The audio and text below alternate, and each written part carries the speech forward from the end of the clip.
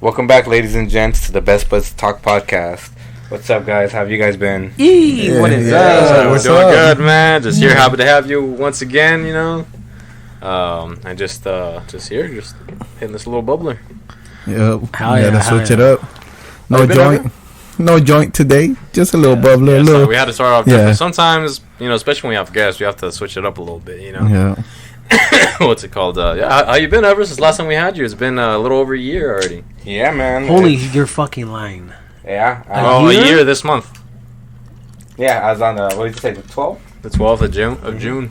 Dude, I swear to God, I felt like we just had you on like 2 months ago. I thought it was not. Yeah, I thought it was this year. When you said January, I was like, Time yeah, zone are you right. living in? Yeah. You know what? Sometimes after COVID, you lost track. Hey, I'm not lying. Sometimes I feel like I kind of slipped into a different like dimension, because like sometimes like Javier forgets stuff, and I'm just like the Javier I know doesn't forget stuff. Yeah. Is that from a different universe? Yeah, I'm not the real guy. I'm not the real one. I'm here to kill you guys. Yeah. Or it's just age, and y'all motherfuckers don't want to face it. But, there's that too. It's age, bro. You gotta eat your greens. Yeah. Not just smoke them. You gotta eat them or drink them like Angel. I've been drinking them right now. Drinking his greens. I know. That shit's Amy. That's gray. Angel's gonna be my new plug. Hey, you guys remember gray water? You guys know where gray water's from? Flint, Michigan? Nah, for fucking the movie It. No, I don't know. Gray water? Yeah. I don't remember that. Oh, the gray new water. Gray water. Oh, gray water. Yeah. Yeah, because they when they go into the sewer, and then he's like, "I'm not going in there, guys. That's gray water." They're like, "Gray water? What's gray water?" He's like, "Shit, piss, and everything else." Jeez. Goddamn. Oh man, but hell yeah, guys, hell yeah. Today's been a hell of a day. Went to the river today. Shit was fucking dope. I was like waiting to see if somebody was gonna like sweep by, but You should have went in for a swim. hell no, bro. That water, it's gray water, bro. That's gray water. That's more like brown water right Hey, there. you guys bro. are from the Kern County area. You guys know. Yeah, you guys know. There's bodies, shit, piss, and animal. More bodies. Yeah. All in the Kern River. And for those who don't know and are from out of town, Stay make out of sure you stay don't go the in fuck there. out. Yeah, you guys are the victims. You guys are the majority of the victims to the river. We're from here, from Bakersfield, so we know what's going down. Not to go in there. Yeah, from the sign that says "Don't go in the fucking river." Yeah, we still going there, Bro, there's some guy, like, his job is to go update these motherfucking numbers on this billboard of how many people are being killed in the Kern River, bro. Yep. But you know what else is crazy, bro? Today, like, I know we didn't get around the table to see how everybody was doing, but real quick, this ain't gonna be quick. It's gonna probably be cool. A cool minute. The submarine that went missing to go see the Titanic. Bro, I thought it was a joke at first, like, because I seen a meme or whatever. It was like a joke. And I was like, what the hell does that even mean? I was like, whatever. It was like dumb shit on Facebook, dude. Then all of a sudden I see a news article talking about a fucking submarine going down and just like and missing and still not being found. I was like, oh shit, this shit is real. Like, and then like all the memes going up about the Simpsons and everything. Oh yeah. And He's I was falling just the fish. like, man, yeah. It was falling the fish. Yeah. Is that you? It was a glow in the dark fish. Have you guys seen what was going on with that? Yeah, it's crazy, man. To think that in 2023 we can't find a fucking sub. Just so we can't find a kid that jumped off the boat not too long ago into the ocean too. That's how scary the ocean is. Damn, Bro, do you know how many people go missing a year on cruise ships? Nope, no idea. Let's see. Hit me with the number. You can't come at me and then not have the number. It's a lot. Muchos.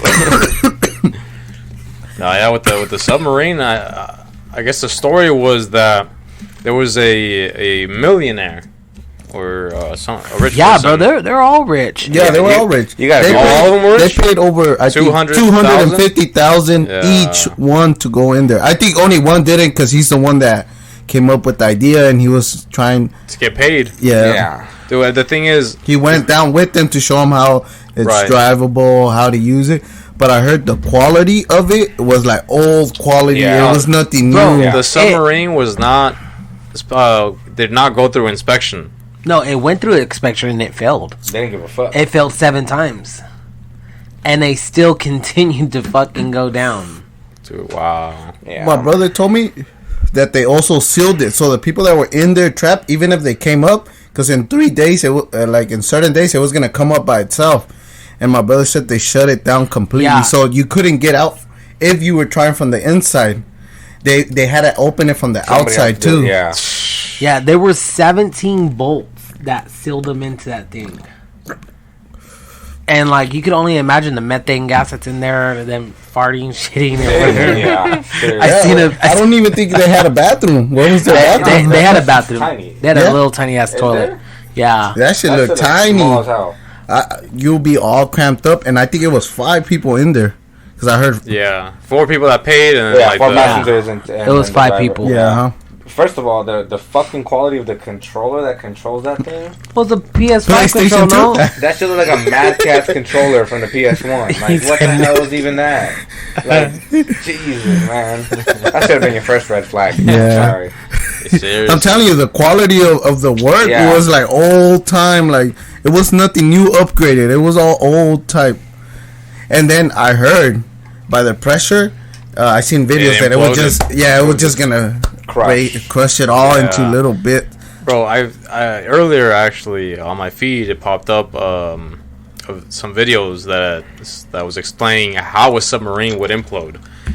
You know what they showed? It wasn't a submarine, but they showed those tankers that they have on the trains, and they showed them imploding, bro. Crazy, just sinking in. Yeah. That's fucking nuts, that bro. Shit's crazy, man. Dude, you gotta think about. Yeah, water's like the 7th hardest element in the fucking world, bro. Like, people, man, they fucking crazy. Like, they couldn't watch that movie Titanic. Yeah. Or send a fucking drone. I'll go to Google. You know, put a camera on the fucking little submarine. Call it a day. Yeah. Like, you don't gotta be right there. That's just, I don't know. That's asking for trouble. It's like if somebody told me, oh, I have a safe way to explore a volcano. Good luck, homie. Right? Have a nice fucking day. Yeah. There's a whole documentary on that too. People, they went to go visit a volcano and that shit ruptured. I forget the name of it. Damn it. You know what's also crazy? That we can't predict volcanoes. We don't know when they're gonna erupt. Like none of this, like earthquakes and all that. We don't know what's gonna happen. It just happens. Like it's time. There's certain ones that they've been saying it's time for them to blow up already, and it hasn't happened for years. Yeah, bro, we're a time bomb. Dude. We're just waiting for that to happen, dude. And it's scary, man. I'm just hoping I'm out of here before that happens. You know, I'm still gonna be here alive. Hey man, it might get me if it doesn't go down as crazy as they think it is, it might just get me a beachfront property, man. It might just sink the rest of California to where we're beachfront. Right, dude. So I got that number for you of how many people die or go missing on a cruise ship each year, and it's actually 400 people have gone missing on a cruise ship in the past 20 years. That's insane. Over 30 million people take cruise ships on vacation each year, and it's still dangerous. So cruise ship next year? Hey, to be honest though, they look pretty cracking. They do look pretty dope. And something that I heard that some people do, which is crazy, is they when they retire, instead of going to a retirement home, they take cruises around the world. Because it's cheaper to pay for cruise ships tickets than to pay for it's like their house. For a caregiver. There's one right now. I think I'm not sure. The last time I think it was $1 million, but it takes you all over the world. Yeah. A cruise ship, and you live there. That's fucking dope. Like $1 million, but you visit different places in the world. They stop and everything. So you live in the ocean for the most. You're living in the ocean. What's crazy is that the thing is with cruise ships, as cool as they are, bro, they're so dirty that it's so easy to get sick on them. Like if something were to happen, go get a physical before. Drink your vitamins. Imagine during the time of COVID. These people had to stay tons in of there. people died. Tons of people died on cruise ships during COVID when that shit happened. There was one. I'm not sure if it was like Australia or somewhere out there. They were stuck. Like they literally would not allow them back on land because of the pandemic. For I think weeks, if I'm not mistaken. So they were on the ship. Yeah, they were on the coast. Yeah, they were gonna get ready to dock, and they told them they couldn't dock. Yeah, that shit was crazy, wicked. Man. Dude, imagine being on the cruise ship at that time. Imagine being on the cruise ship and getting ready to come back home, and you don't even know what the fuck's going on. You've been off social media, you've been off the grid for a little bit, you're happy, and you're like, you're talking to your loved one. All right, Michael's gonna pick us up right at the airport, and then we're gonna take off from there. We'll be going home, and then all of a sudden you just start getting these fucking notifications. Boom, boom, boom, boom. Yep. Where are you at? Have you heard what happened? Are you guys okay? Are you guys infected? And it's just this whole chaos of holy shit. Yeah. Imagine people that went on vacations to a different country and all that shit happened. And now they can't go back home. Mm-hmm. And they also have to follow the laws of whatever country they're in, whatever place they're in. Mm-hmm. Their restrictions. Hobson was one of them. I think he was in, where was he? Like Thailand? Right? No, Thailand. I think it was Thailand. Yeah, it was Thailand. And he said he had to stay there. Because that's the time he had some issues, some baby mama issues. Yeah. So he went out there to get distracted. He went to Thailand. He went to get distracted. Shit. I'm just hoping he was careful, bro, because Thailand is Thailand.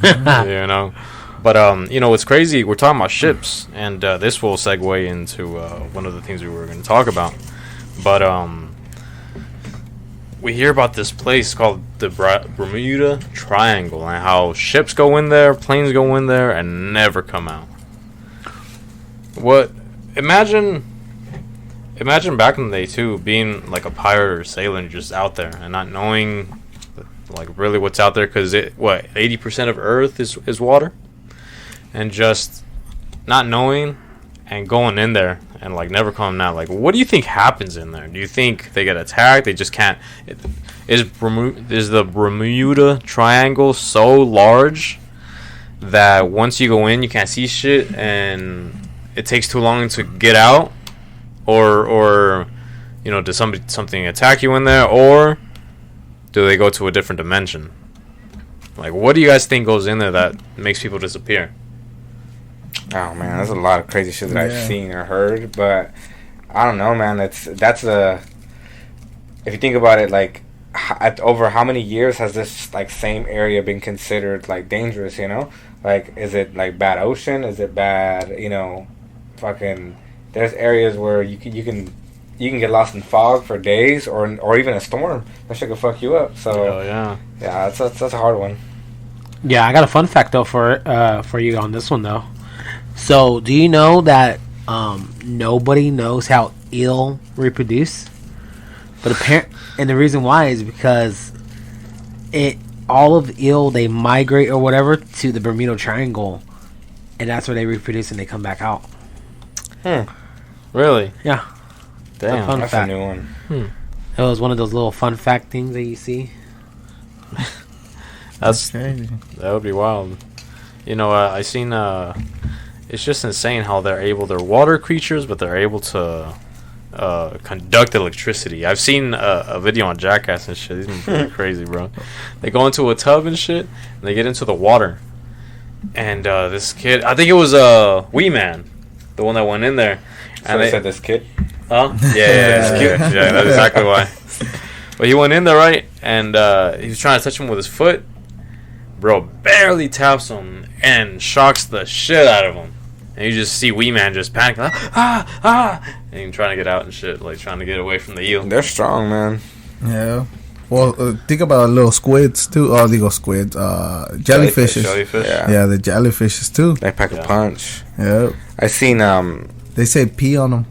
So. Oh yeah. No. You gotta pee where they stung you. Where they stung, yeah. I thought that was a myth. No. Or you can go to the ER. I don't know about that one, Chief. I'd probably just go to the ER. Pee on yourself. Pee on yourself. You might pee on yourself when that motherfucker stings you. Yeah. Those motherfuckers hurt. It just kind of was like, at that moment, what are you gonna do? And you're gonna probably go have somebody pee on you because that's your, it's been said so many times. Just like when people say if you get bit by a snake, oh, suck out the blood or whatever, suck it out. But it is true though. You tighten it. And you do, because they showed us in the fields when someone got bit that there's certain points. So if you get bit in the leg, you're supposed to get something and tighten it. Like a tourniquet? Yeah. Tighten it. And then someone has to actually be sucking at least some of the poison out. Because you don't. Right. Yeah. Damn. And then they're like, because in the fields, like it's hard for them to the ambulance, the hospital. It takes a good like an hour just to get into the city. Yeah. Depending on where you're at. Right. So they are like, yeah, you have to at least try to get someone has to try to You know, get. You're all holding yours like, yeah. Like, come on, man. This fool. Yeah, he's like, you're sucking, man. He's like, nah, man. What you He's get like, bit? I'm gonna die. Yeah. He's like, can you suck out the blood, man? I got bit. He's like, where'd you get bit? He's like, down there, man. And he was like, He didn't say down there. What do you? Said I got bit in the dick. Is that what I got bit. Yeah, I got bit in my dick. And then he goes, he's like, I need you to suck out the venom, bro. I'm gonna die. And he's like, the guy who was being told this, he's just looking at him like fuck. And he's like, come on, man, do it. And he goes, He starts No. crying. Well, they show him that he's crying. it's Chris tearing up and shit. He's like, no. It's like, what? Come on, man, I'm gonna die. Help me. He's like, I can't. He's like, all right, rest in peace. He goes, I'm sorry. You're gonna die. I'm gonna miss you. Yeah, you're gonna die. Dude, that's fucking fuck. Oh hell yeah. Man. But it's funny because we were talking about the eels earlier, and I seen this. Have you guys ever watched Impractical Jokers? Yeah. I've seen some stuff, yeah. So there was one where they're out on the beach, and what they gotta do, they put makeup on their leg to make it look like they got stung by something. Oh okay. And they walk around asking people like, "Hey man, I got stung by a jellyfish. Like, do you think you could pee on me?" Oh, Asking people, bro, and most people were like, "Nah." But then this dude, Sal, he goes to one and he's like, "Oh no, it's funny because he goes to this kid. And not a kid, but like that's kind of weird. Yeah, You know, you've been on those kids lately. Look, man, you're the one that's noticing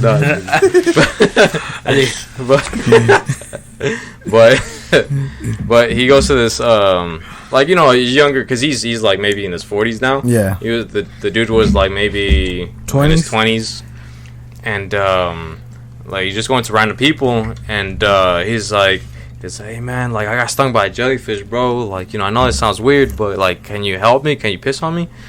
And then he goes, yeah, I'll piss on you. Like, you know, being all like cool and shit about it. And he's like, oh, okay. And then these girls come by, and they're like, oh, what's going on? And he goes, oh, he's like, oh, I need help. You know, I got stung by a jellyfish. You know, and then he's like, come on, man, like help me. And then you know, with the girls coming by, he looks at it, he's like, nah, I can't do it. Changes You got mind. embarrassed and shit. Hey, The power of women. It's crazy right now. We're talking about eels and snakes too. I was thinking, like, do you think the eel is a snake on the ocean? We'd have to look if they're in the same family. You know how, like, you Yeah, find, like, yeah, Reptile. I don't know. yeah. That's Something like that. yeah, because I know certain snakes could go in the water too, though. Yeah. Yeah, there's Yeah. water Yeah. snakes. And I lived in Mexico. Yeah, there's Yeah, water we snakes. saw Oh, some fuck, water bro. You snakes. lived in Mexico? Yeah, I lived in Jalisco for like off and on for like 4 years total. Oh, shit. Yeah, I went to the school in Mexico and everything. Oh, shit. Shit was dope. Yeah, teachers are different over there. Very different. Yeah, they smack you in the hand. Oh, I'm just playing. No, they don't do that shit anymore. That's No, because they used to do it back They then. did, yeah. Oh, everywhere Yeah, they did but they it. don't do it anymore.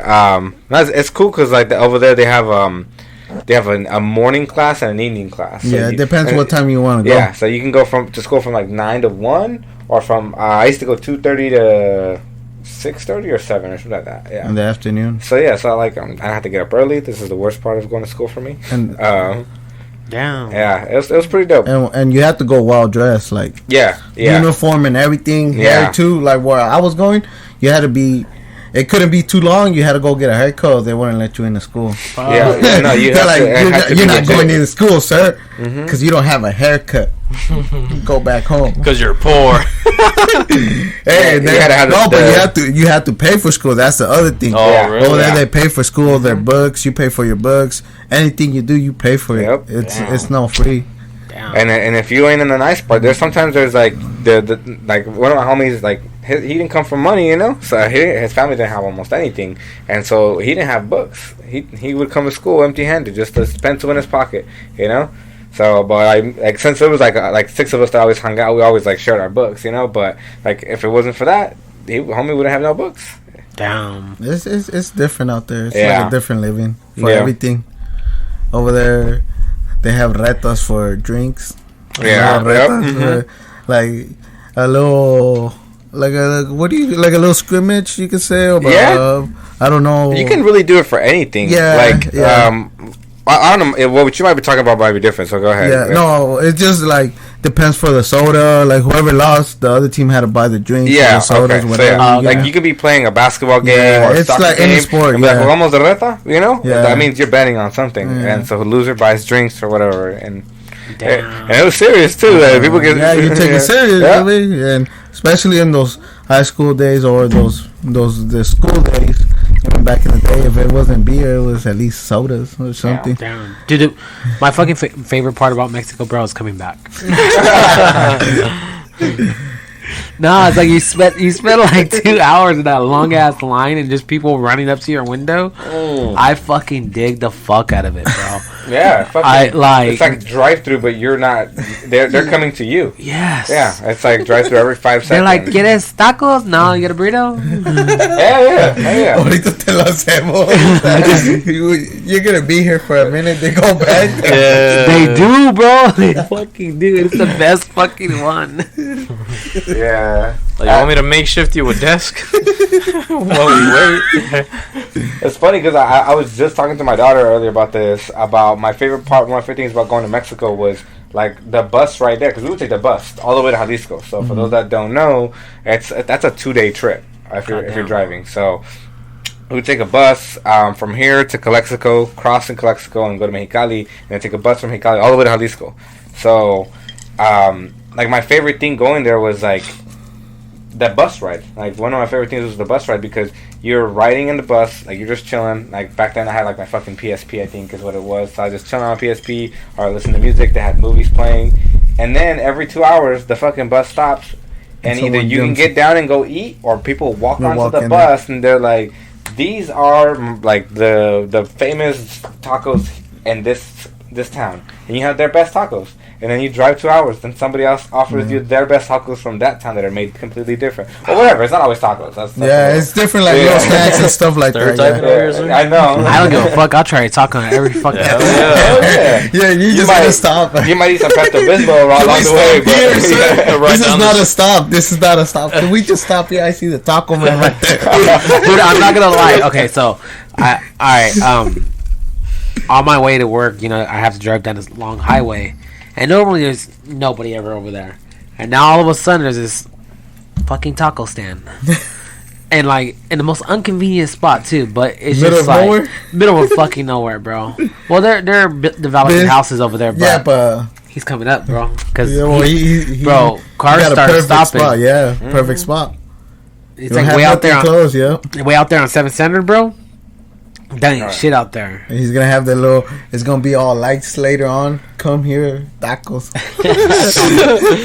I know, like there's this place over here. And then you got warehouse out there too. A lot of warehouse out yeah, there. a lot of overnight workers and shit. There's this place down here that they always post up there, and then all of a sudden they end up putting their own tables, their own stand. I'm like, I don't think that shit's legal. I'm like, y'all, someone's gonna come one day and be like, y'all gotta take this shit down. Hey man, if they're not doing anything about all the people asking for money or tripping out there, don't do something about the taco man before you do that. Man. Get rid of the shit that shouldn't be there before you get rid of the shit that at least is beneficial to have from time to time. I know, fucking going to the club here and you fucking start walking up and you start smelling human shit. Like I had to go to the courthouse, bro, and like I told my wife, I was like, "You smell that?" She's like, "Yeah, what is that?" I'm like, "That's human shit." She goes, "How do you know?" I'm like, "Cause I had to clean it up one time." Oh damn! Don't do the crime. Don't, if you can't do the time, don't do the crime. But nah, yeah, it's fucking nuts, bro. And it's crazy. I don't think they were homeless, but our homegirl, that CBD girl, they broke into her business twice. Wow. Barely. I think these 2 past weeks they have broke into her and stole her stuff, a couple of her items. It sucks that she has to go through that. You get me? Yeah. Someone breaking in and stealing of a product of her hard work. Yeah, seriously. Yeah, don't get me wrong. Like that shit goes around a lot, and like to me, if they're jacking like Walmart or some shit like that. Oh yeah, that's different. Yeah, you're attacking local business. You're a piece of shit. Yeah, like them people don't have the insurance to cover for that all the time, and or a lot of time even if they do, they still got to pay a deductible. They still got to pay for some of that damage that you did. Yeah. There's actually been a lot of robberies downtown too. You know, break-ins, smashing windows. A lot of business that I heard that's why they were closing down too, because a lot of homeless people or people on drugs were throwing rocks and breaking windows from local business down there. And it sucks that we got to this point that, and they don't want to do anything about it. Well, they don't want. Yeah, they're more worried about a lawsuit than dealing with the actual problem. So that's. To me, that's not right, because you can ask the people that work there, even if it's not their own, but even more so if it's their own, to not do something about something. But if they take pride in their work, they're gonna try to protect what they've built, you know. Yeah. And even more so with the people who are locally owned, who started that business themselves. So, like that's fucked that it's gotten to the point where they can't protect what's theirs because they can lose all of it. Yeah. It sucks. Some of the shit too, like the laws, I guess, that were passed. Like now, you can't really get in trouble if you didn't steal over a certain amount. Like they just give you a citation almost or a ticket, bro. Like that's what's that. But sorry to cut you off. Like, you good? No, yeah, I was gonna let you go. Oh, my bad. So like having worked in retail, like they like some of these companies are getting smart, and you can kind of tell instead of that they're doing is, since they can't pursue like anything with just one robbery of like $200, $300, they wait, because if they get away once, they come back. They always come back. They think they need it with it again. So then they wait till that amount accrues. They just build a case on them internally, and when that amount accrues and they hit that amount, then they're like, all right, these are all the instances that they've done this. Now it's over this amount. Let's persecute this motherfucker. Okay. Yeah, so that's a good way to fight it too. So for those that don't know, that's what I at the store I used to work at Foodsco. I was told by the employees that that Foodsco is the worst store in like the whole organization of Kroger. Damn, like it's the Haley one. Yeah. Fuck. Yeah, that's one of it's the worst one, like with the amount of robberies that are happening. So now they're gonna start doing what you just explained right now, where they're gonna take the pictures of the people that were there, and get an image and start, like you said, adding up everything that they're stealing, and then that way they feel comfortable. Come in, all right. Well, you just there's way too much now, and then they prosecute them after that. I think these should be dealt with, bro. Yeah. I feel like they should be branded. You know what I mean. You should fucking, like cattle. I don't think I said it here. Have I said it? I told Javier the story when I want to go buy some basketball shoes. Oh yeah. Yeah, I told you guys. Yeah, I told you guys when I was playing. I was buying some basketball shoes here at WSS, and a couple walked in, and the security was like, "Get the fuck out! Get the fuck out!" And they walked in there, and they just grabbed a pile of clothes and walked out. And then a couple minutes, it wasn't even that long, then 2 girls walked in, and then also took a bunch of clothes and just walked out. The security couldn't even do anything. He just we just telling him, out. That was it. Yep. How much do securities get paid? Not a lot, not anymore. No. Oh, they're making like minimum, because I had a couple friends that they've been working there. Damn, that's all you gotta say is, hey, stop. I want to be security too. I'll get part time, be like, hey, stop. No? Stop. Yeah. All right, you want to take these from me later? And I'm all like, give me your number. Get the fuck out of here. Give me your number. I need some new shoes. 5, homie. I get paid this week. Yeah, honestly, bro, they can't do shit, dude. That's all they can do is just, hey. Fuck you. Don't walk out. Oh, you walked out. I'm warning and they you. call the cops. Yeah, that's it. Hey, all right. So since we're on the subject of thieves, how do you feel about people stealing food? Stealing food. Yeah. If they need it, Like, there's no, I understand it, but like, there's motherfuckers that are they'll steal steaks to resell. It depends, like Javier says. yeah, like give me that number again. Like I said, The same employee there. Like, this one's good right here. I'll meet you outside, dude. Half price. Bro, can you pick up some fucking lingua while you're in there? Like, you're gonna give him a whole list. This is what I need. I got right to the barbecue. I got a canasada this weekend. You coming? Yeah. So you got the meat, right? For thieves. But yeah, so I don't know. When I see people steal food, I'm just like, ah, man. Like I can't. Like, it's normally when I see like they steal like cookies or something, I'm just like, man, I would buy you them, but they're already in your pants. You already stole them. You already farted on it. Successful mission. Continue. Yeah, but there was this one time where I worked at a retail store and I see some kids steal condoms. Yeah. And Hey, I do that too. And this lady was like, "Hey, they're stealing condoms." And I'm like, "Ah, fuck." I'm like, I can't. She's like, "You work here." I'm like, I can't. I'm like, because what if I stop them and they go have unprotected sex? They're gonna have a kid. They got a kid. They got an STD. Then you got two of them motherfuckers. I'm not lying. That's on my conscience. It's better I'm to like, stay protected. I thought they'd be like, take them this time, but next time go to Planned Parenthood, dog. That shit's free. hey, He turns around, he's like, they're being responsible. Leave them Very alone. proud. Leave them they don't got the icy hut. Oh, We'll order it soon, son. Next week. I was at CVS one Yeah. time, bro, and like, it was You were stealing some condoms? No, I bought them, but like some other people were stealing something. So I was in there, and like these homeless people came in, and and there's a lot of homeless people over there. The one on the east side too. There's a bunch of homeless that hang around the corner, and from what the employee was telling me, it happens pretty often. And this one, it was a couple. They came in, and I didn't think much of it. I'm already walking out, and what's it called? As I'm paying, they walk out, and this motherfucker has a whole box of like a 32 pack of diapers and shit, and some other shit, and walking out, just him and his wife walking out. And the girl was walking ahead because the cashier was like, "Hey, please don't take that. Like, like don't walk out." And when the woman heard that, she seemed like She started walking faster. She started walking faster. She seemed like she was more worried. She's like in front of him, and then the dude's just walking out nonchalant. Like, he's like, "Sir, hold! Like, don't walk out with that." And this fool just doesn't even look at her. Just says like, "I'm sorry, I need this." Walks out. Damn. I was looking. I was It like, sucks that you let yourself get to that point, though.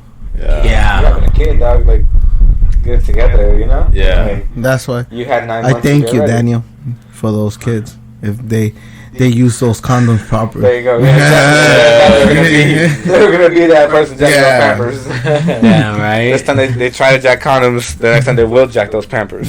Yeah. But the thing is, to me, the way he said it, I'm thinking he just stole them to sell them, because those motherfuckers go for a lot outside and shit. I don't know whether he actually. Yeah. Was the girl looking like she was pregnant? Nah, she was No, pregnant. okay. Hey, I remember I seen people steal soap, bro. And I know they doing laundry. Yeah. People steal whatever. Yeah. Whatever that's in their reach. Let's go ahead and take a 180 back to the whole like Bermuda Triangle and different dimensions and stuff. Earlier we were talking about the aircrafts, which apparently aren't crafts, that appear and reappear, that have been reported. There's been reported sightings of alien aircrafts out in the air, and you were mentioning the guy that was in the court. Yeah. I don't remember his name, but he's appearing in front of Congress, like revealing like actual information that hasn't been like announced, and so like some of the things that he's saying is like it's pretty crazy to like hear like officially, like it's things that like we all like I don't know how I don't know if we've had this conversation, but I don't know how you guys feel about like aliens and stuff like that. But like to think that we are the only advanced species in this vast ass space, like that's ignorant in itself. I don't think Like, we're even advanced. Yeah, Not compared to them. Yeah. Oh, I don't yeah, think yeah. we are. Who knows? Like, Yeah. we're just. Yeah, and that's kind of what they're getting at is like just we don't comprehend what the technology or whatever that they're using because they're so far ahead of us that we don't even know how that shit works. We can't even understand to begin to understand it. Yeah. So like hearing that stuff it's crazy, you know. There's a lot of stuff that it makes you question, like, damn, like how serious is some of this shit, you know? Yeah, and what were you mentioning about that?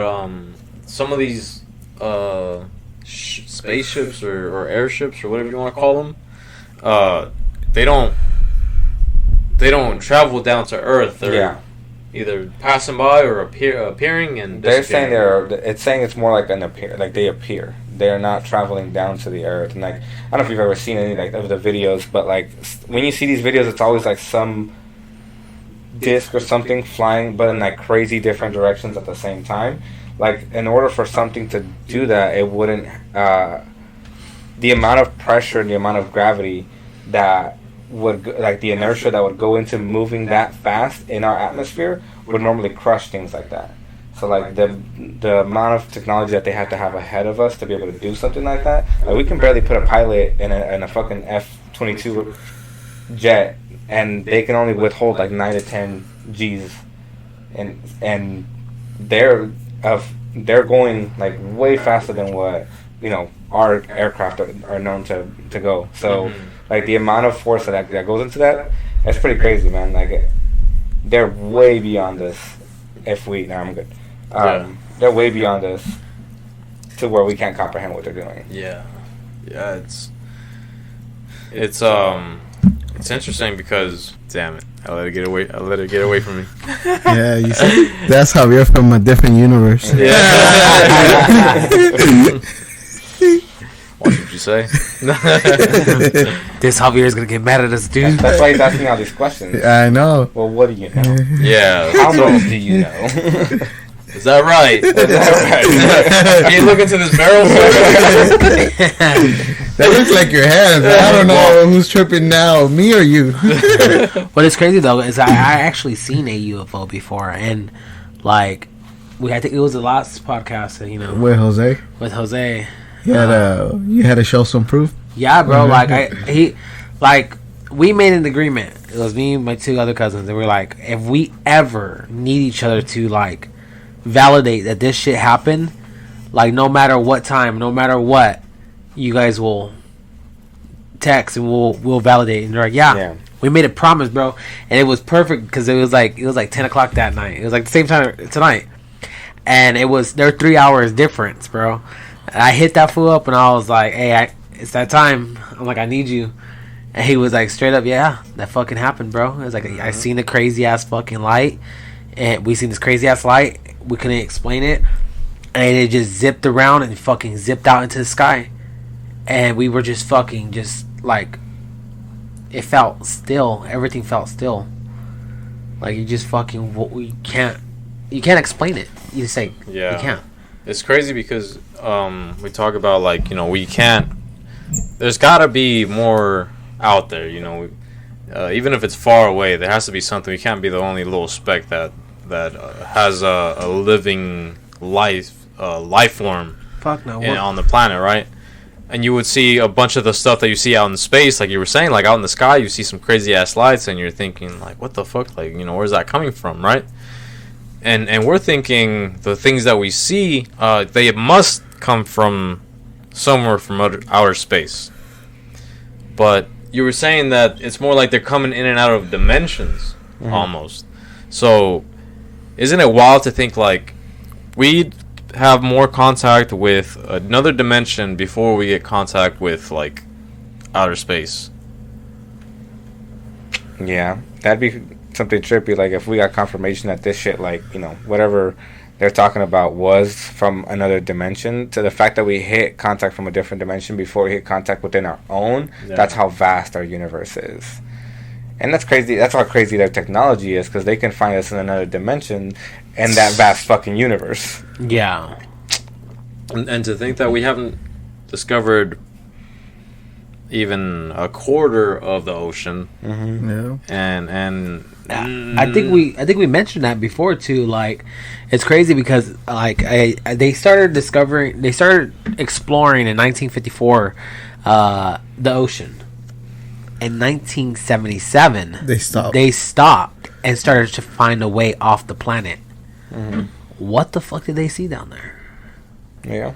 Where are those Titanic people at? What do you think? What do we think actually happened to the little, I don't know what to call it, little submarine? Little sub. The submarine from Wish? Yeah, no, the one that went down. Yeah. How about if something pulled it or something moved it? Because they lost contact with on top too. Maybe just the quality of the fucking shit was garbage. Yeah. Didn't they find pieces of it? Yeah, but all the way to the bottom. Right. But it went missing completely for at least, because I think it was supposed to last 3 days or 4 days. And then I was telling you it was going to come up to the surface. Right. Even with no one alive, it was still going to come to the surface. The thing is, we wanted their money back. Jeez, yeah. You're like, these motherfuckers ain't coming back. Pull the plug, Johnny. That shit declined. Yeah, and if you think about it, there's planes on land that get lost, right? So imagine being out in the ocean and just disappearing. Like, it's much easier there. We haven't discovered even 80, what? 80? There's, like 80, 75. Yeah, like around like there. That, right? We haven't discovered. Yeah, we haven't discovered. And a lot of land has also been taken by sea. Yeah. Like Atlantis, they say. Different little places. But there's a point, I don't know exact. It has a name, but there's a point in the middle of the ocean that's closer to space and we're closer to it from land. So think about it, how far we're from it. It's this point of the ocean, it's closer to space than closer to land of ours. Do you think? And it has a name. I forgot the name. Yeah, the scale of like how deep the ocean is, like when you put into things, like if you look at, like, the way to put it into perspective is look at scales where they turn a land figure that you're familiar with upside down into the ocean. Yes, so like I think one of them was like the Empire State Building flipped upside down. That shit was like tiny compared to how fucking deep. Oh yeah, hell yeah. So it's insane how much, like, how far down you have to go, right, and how difficult it is to get down that far. So I think it's by 2025 too that we're gonna barely find out how deep, supposedly how deep is the ocean, but they're gonna do it with sound waves. So what they're gonna do, they're gonna send something in sound waves so they can see. But it's still, I think it's 2025. I'm not sure, but that was the first time we're gonna find out at least how deep it is. Yeah, like, that'd be interesting, dude. You know how fucking wicked it'll be if like it sends out a sound wave. And you know how, like, obviously they're looking at the television to see what it's gonna map out, and it just fucking maps out a face, a giant face and shit, or a megalodon. That should be crazy. Well, they're supposed to be giant. It's crazy just to see the sound waves and how deep it is, but we don't know what's underneath. The crazy thing is, like what Ever was saying earlier with that video where they put the buildings upside down. I seen another one on Instagram, and it was, you know how on Instagram, like, you put one video and then multiple videos, and you have to keep swiping on the same post. Well, they had like maybe 3 or 4 different videos.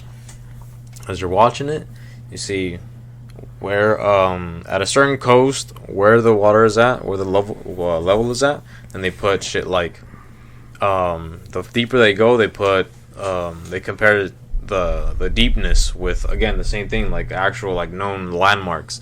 So it goes down, right? And they put the what's her name,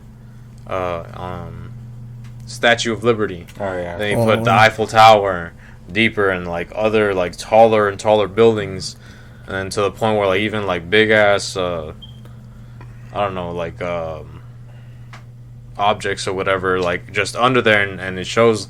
It just keeps going down, bro, and it gets to a certain point where you're so deep, like Ever said, everything looks so tiny compared to how deep. Like the fact that, like, Mount Everest upside down is one of the scales that doesn't it still is not deep enough. Yeah. That's crazy, you know. That's an Yeah. entire like a vast part of the ocean we cannot even see or explore in any way. 'Cause everything we Because send of down is pressure. gonna get crushed. Yeah. Yeah.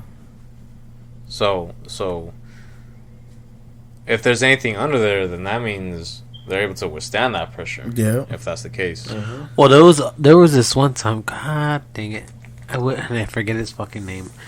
There's this guy that he explored the bottom of the ocean, and he said on the bottom of the ocean was an ocean. Like it was just like this bouncy, like water substance down there. Like I mean, it with was that much pressure, shit can get weird.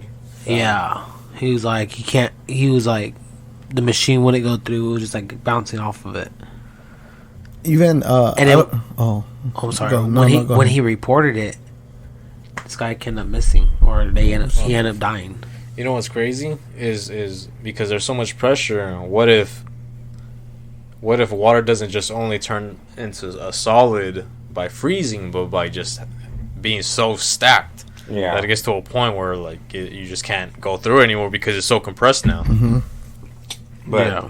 I mean, that also kind of just proves the point that there's nothing else down there because like, what can withstand that if water's not in its natural state, or even that like if like a lot of people think about it like it's scary what's to think what's down there because it's gonna come up from down there. It can't come up from down there. Like the amount of yeah, they have difference to in live out there. pressure from down there to down here is insane. That just the way we would get crushed, they would fucking explode out here. Yeah, Really? Yeah. yeah, because I went deep fishing, so you go out there and you just they tell you just let it go, and you let it go, and when they come out, the fishes their eyes and they blew up, like their eyes Yeah. are coming out and everything. Yeah. So That's- they can't just take their pressure up here. That's why they live down there too. when Damn. people go deep diving that far, like Yeah. you go in a submarine, they have to go through decompression chambers. Holy shit! Yeah, because if not, if you do it all suddenly, my vessels will pop. Yeah, You'll fucking die. It's not. Damn. Yeah. It's like space. Less pressure in space. You go out of Yeah. space, and everything comes out of your sockets. Damn, bro. So, Well, you know, The with difference. yeah, Do yeah. you guys believe that the fucking world is round? That the world is real. Round. Oh, round. Real. I was like, whoa. Matrix. You're in the Matrix. You're in the Matrix. Around. There's a lot of evidence that says it is, and there's a lot of evidence that there's no evidence that says it's not. So I'm gonna go with round. Yeah, I would say the same thing. Brown. Yeah. Until we don't find out. Until we don't find out how. It's something. Yeah, it's. We won't know. Yeah, until you hear somebody fell off the face of the earth. Yeah. But I'm you know, gonna push you're, you. Huh? Yeah, I'm gonna push you. Yeah. Oh, Javier, pal. Hey, we have never. Not saying like that, but we have never visited other places like different Antarctica, different places. We don't know what's out there. right. How do we not know there's different society out there Oh, living? you mean like parts of the world that hasn't been explored? Bro, Yeah. there has been parts of the world that hasn't been Yeah, explored. The Amazon. Yeah, the Amazon. Well, that shit burned. A lot I of heard. it. Yeah, I heard but that, just a little section. Though. Yeah, I heard that shit was I heard man-made or this- some shit. the Amazon. Well, like that, there's a certain. I don't know if it was the Amazon or the forest or something that there's evidence where there's plants that shouldn't be on that land. Fuck. It's because of the fucking birds, bro. The birds pick up certain like. They eat something here, they shit the seed out somewhere else. You're gonna have shit Travels. transfer. Yeah, they travel. It travels. Animals travel. Shit spreads. Yeah, How did the pandemic happen? Right? My cousin, she has some like really nice like flowers in her yard. And I was like, "Yo, like, where'd you buy this plant at?" And then she was like, "I never planted it there. It just somehow one day showed up, and there was a bird nest right there too." She was, "It must have been the birds." It's crazy That's dope. because plants will grow wherever they want. I seen plants grow out of a tree. If they want to, they'll grow wherever they want. Yeah, I seen some videos that some trees grow in houses too, like abandoned houses. They'll take over. Like nature will take over wherever, even if there's a house, Yeah. something will grow. That's what I heard. Like there's when you see these abandoned towns, like after a while, vegetation starts happening, and the plants just take over the building. Mm-hmm. They don't give a fuck. They'll just grow there. Yeah. Like the show The Last of Us. Yep. But I remember when I moved here, bro. It was these fucking birds. They were trying to fucking nest in our patio in the back. We had to fight them out. Aren't you friends with them now? Yeah, bro. It's fucking crazy. It's probably my age, but I was talking to Susanna and I was like, don't you think it would be kind of cool if we get a bird feeder and just like have it across the pool so I could kind of watch them when I'm outside? That's definitely the age, my guy. She looked at me. You should have seen him in his wedding with the chickens. He didn't even worry about them. Poor little chicken with blind chicken. Remember that chicken? He was blind. That was the one that would pick on Daniel. Yeah, it was cool. Daniel was like, "Get out of here." He got his revenge. Yep. That was a lot of money. No, but I was like telling her, I was like, I want a bird feeder. Mm-hmm. She's like looking at me and she's like, you serious? It's like someone who's afraid of birds, you want a bird feeder. But it's because like when I was younger, bro, I used to study birds, and birds are fucking, man, dude, they're so intelligent and fucking the way they mate and everything and shit. Like, they're workers, bro. Their mating dance. Be fucking. I seen one with his little bird and shit, and he was standing in front of the female bird. Motherfucker does he has like you know those Mexican dresses when they have like those big ass that folklorico shit. Yeah. They just fucking wave it around. This motherfucker was doing that with his wings, and she was like hiding his face and shit. Like, you can't see that. He was doing the John Cena. Can't see me. Yep. This is when Javier. The reason why Javier knows this because he googled how to talk to girls. And that, He said that was a dance move. Hasn't worked yet, but I'm experimenting. Yeah. Once I find out, I'll let you guys know. Practicing it. He does the mating dance. Hey, look, just because you guys have been out of the game for long, now you guys forgot where you guys came from. You gotta find ways. You gotta find ways. Actually, there was a movie where, like, in Miami or whatever, girls dig guys who could dance or whatever. It was pretty bad. They always did, guys. That's natural. Miami's party city too, right? Don't they have Mardi Gras over there? That's New Orleans. Oh, New Orleans. Yeah. Damn, sounds pretty badass too. New Orleans sounds dope. Yeah. But going back to like universities and everything, what if like how like movies and shit like talk about shit that's probably happening, probably Mortal Kombat. What if it's like a different dimension? Like, we just haven't discovered it yet.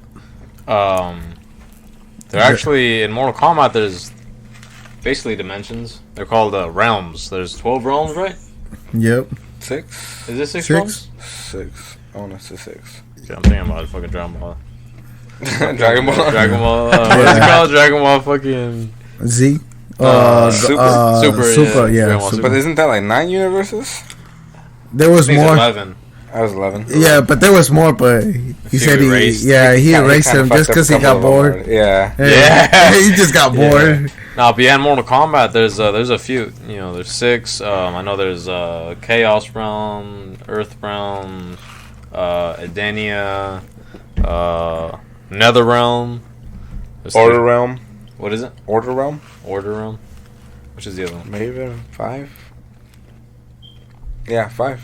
Yeah, and it's crazy, bro. It's perfect timing right now, subject to, because Mortal Kombat's coming out. Mortal Kombat 1's coming out. Dude, I'm stoked for that one. Yeah, and the original storyline is, which I think they're still continuing that, is that each realm there's a tournament, and each realm has fighters that enter the tournament and fight for that realm. And the reason why they're fighting for that realm is to try to merge with them. Take over. Yeah, take over and make their realm bigger. Yeah, and it's 10 fights. I was hearing it's 10 fights at the. You have to win 10 times. Yeah, you 10 times. It's a tournament. In a row. You gotta win 10. Yeah, but what's the guy the bad one? He took over one of them. Yeah, Shao Kahn. Yeah, and that he took over was it Earth or which one was it? I know one of them. Edenia. Dania. Yeah. Yeah. They married the queen or the queen from Edenia, and then he wanted to merge with Earthrealm. Yeah. Yeah. That's crazy because I was seeing like I guess earlier one of the co-creators. So the people that made Mortal Kombat was Ed Boon and John Tobias. Mm-hmm. So they co-created Mortal Kombat, and so John Tobias, he's not involved in the story anymore. People were asking him questions either way. He's like, when we made Mortal Kombat, he's like, the whole thing was the reason why Shao Kahn wanted to take other realms was because realms were the source of his life. Like that's how he maintained his power. So that's why he took Edenia, and then once he took Edenia, like then his power started to fade after years. So then he went after Earthrealm, and so for him it was like you either conquer this realm or you die. Yeah. You know, you lose your power. And so that's crazy that like now they don't even like touch up on that shit anymore. It's like different reasons now, but yeah, I think would it be because the timeline has changed a couple times already? It could be that too. Yeah, that's what I would think, because I noticed that it changed a couple times. It's not the first time. Like, it's the third new timeline right now. They're like so it has changed over time. Yeah, so I'm pretty sure the story has changed too. Yeah. And with this new Mortal Kombat that's coming out, they're changing the timeline once again. Yeah. I remember you told me that. So that's Mortal Kombat 1 all over again. Yeah. For the third time. It's like, shit, here we I'm go excited again. about this one though. I'm not gonna lie, me too. It's they changed now that they have their characters more established, and they came a long way from Mortal Kombat 9, bro. Yeah. To what they're doing now. Yeah. And that's a short span if you think about it. Yeah. I'm excited what they're doing with this one now because, you know, with the characters being established, now they're changing the relationship between the characters as they're beginning. So now you're going to see, all right, well, you know, before you would see Liu Kang as like the Shaolin, the champion, and then you would see Sub-Zero, Scorpion as enemies, Melina, Katana, sisters, but, you know, shit happens. And now completely different. Like I mean, you guys that are more casuals, you guys know that Sub-Zero and Scorpion are enemies. Yeah, enemies. In this new game, they're brothers. Mm-hmm. And so, you know, and then also with the whole Katana Melina relationship, and then Raiden being so young. Yeah. You know. Yeah. That's a trippy part right there. Seeing Raiden not like the Nick Fury of Mortal Kombat, you know? Yeah. The main god for Earthrealm, basically. Yeah. Like now he's the more like the guidance is what it was. It was always like everybody fell in line with Raiden. He was like the one that guided them. Like, right. So, yeah, because I saw that too, and one of them, he was one of the main fighters of Earth, huh? Yeah. Yeah. Raiden? Yeah, Raiden. No, he never fought. No. The whole point of him is because he's a god, he can't fight. Oh, okay. So like he recruits the best fighters, but he can't get involved unless he's directly challenged. Oh, okay. He's the you would say he's like the president, or he's the defender of Earthrealm. Like Shao Kahn, the bad guy you were talking about, he's the defendant of Netherrealm. Yeah. So he's like Outworld. Oh, Outworld. Yeah. Outworld. Sorry, Outworld. Evaristo is more knowledgeable in the storyline than story-wise. Yeah. And what's it called? And so like they're the ones. They're the main people. Kind of like the gods. The gods of Dragon Ball Z. Yeah. That's what they are. Kind of so. Yeah. And it's cool. You know, what are your opinions now with Mortal Kombat restarting? You know, another interesting character is Raiden. Well, like we said, Raiden, but he's young now, bro. He's young, yeah. He's young. It's just trippy, because like I said, you always see him as the guidance character to see who, like, what his characteristic is, like, A, not being a god, and B, not being wise, you know? Right. I think he fills in more of the role of the Kung Lao now. Right. You know, he's like kind of a little arrogant, you know? Yeah. Like if you see that intro between him and Kenshi, and he's like, he seems arrogant. Yeah. So that sounds like Kung Lao, and Kung Lao sounds more. That's exactly what I picked up. More like Liu Kang, you know? So that's gonna be like more like it's Liu Kang, it's Kung Lao and Raiden, but in the like the dynamic that in the original timeline it was Kung Lao and Liu Kang. Yeah. So would you say that the Kung Lao now is the great Kung Lao? That I would say just because the arrogance isn't even there. That the Right. arrogance came from the Kung Lao that we all know because he was descendant of the great Kung Lao, so he thought he was great just because he descended from. Yeah, that, you know? yeah. So, but this guy doesn't have that, so he has to build his greatness. Yeah.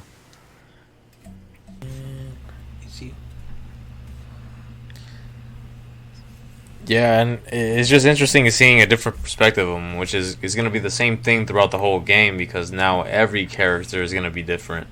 Another relationship that I wanted to ask you about was Sub-Zero and Scorpion. You know, we talked about how normally people know them as rivals and enemies, but now in this new timeline, they're brothers. Yeah. Which I like, but there's something that you brought up that had me thinking, and I'd like to discuss it here. So, what is your opinion on? You were saying if I think this new Sub-Zero is Bihan, and this new Scorpion is Kuai Liang, Yeah. right? You were saying? Yeah. Yeah. So, what makes you think that? So, okay. So, for those of you that don't know, it's originally the brothers are Bihan, which is Sub-Zero, and Kuai Liang, who when Sub-Zero dies becomes Sub-Zero afterwards to pick up his brother's mantle. But in this game, they're saying Sub-Zero and Scorpion are brothers. So it's the question is it Sub-Zero? I mean, I'm sorry, Scorpion from the original timeline, which is known Hanzo Hasashi, or is it the younger brother, which is Kuai Liang? So I think it'd be interesting to make it like the original younger brother, Kuai Liang, because the story of the two characters is like Sub-Zero is part of the Lin Kuei, which is like their clan, and then Scorpion is part of the Shirai Ryu, which is a different clan. Yeah. And they're rival clans, but the original story is that Shirai Ryu was formed because of a member of the Lin Kuei left the Lin Kuei and started his own clan because he didn't agree with the way they ran theirs. And that in that original timeline, it was a different character named Takeda. Then he trained Scorpion, or Hanzo Hasashi, who became Scorpion. And this timeline, if they do it differently, they can have two brothers, which is Sub-Zero, Bihan, and Kuai Liang, which is Scorpion now, be that same rivalry, but instead of that other person being Takeda that leaves, it could be his brother that leaves him and creates his own clan, the Shirai Ryu. Right. And so it becomes not more than just like, I don't like you because you're a different clan, but like there's beef between the brothers that makes it way more interesting. There's an origin to it. Yeah, there's an origin to it. A new origin to it. Yeah. So Yeah. there's a lot of like different things that they can do with it.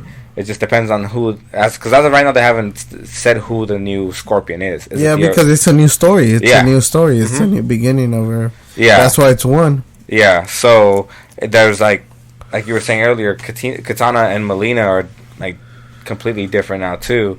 Have you seen what's going on with that? With Katana Melina? Yeah. Yeah, where Katana is now the guardian of Melina. Yeah. Yeah. You know, that's going to be interesting too, because normally it's Katana who's the princess, and the person who is the guard is Jade, right? Jade, yeah. So they're flipping it this time. It's Melina that's the, I don't know if she's the princess or the queen or whatever the fuck, but this time Katana's playing protector to that person. So the whole thing that Melina is a clone now is not even a thing. She's just like diseased, I guess. Yeah, but they haven't like said what's up with that. So like she's like turning into this like rabid version of herself. Okay. So her sister's supposed to be protecting her from it or helping her with it. Yeah. And she starts to become. It seems like she's paranoid about it, like saying that she's trying to take her spot as her. Yeah, as her instead of helping her out. So. we'll see what happens with that. They haven't said too much about the story. Like the trailer kind of gave some hints, but then they went straight into gameplay, and they haven't said anything about the story since then. So saying what's up, Jose? Jose hopped in the live. Like he's saying to sing the Peach song. That's child stuff, bro. I don't know. No, just kidding. I don't know. I don't know about it. But he's saying put everybody on camera. I'm trying to set up the camera real quick. But yeah, bro. That shit. The different different relationships is gonna be interesting. My question would be like, you know, you and me, Javier, we play a lot of Mortal Kombat. And we've known Mortal Kombat for a long ass time, but like to people like Angel and Daniel that have it a little that don't play it as much. Like, what do you guys? How do you guys see like the changes, or what would you guys want to see? Well, I always go in with an open mind to everything, especially so once I seen it was one, I was like, oh, I got to go on with a new mind concept because, and then once I seen actually some of the gameplay and stuff, and I was just like, yo, this to me feels 10 times better than the last ones are out, because I didn't even like Mortal Kombat 11. I'm sorry, I didn't. Hey, there's a lot of us that didn't like Mortal Kombat 11. I didn't like it at all.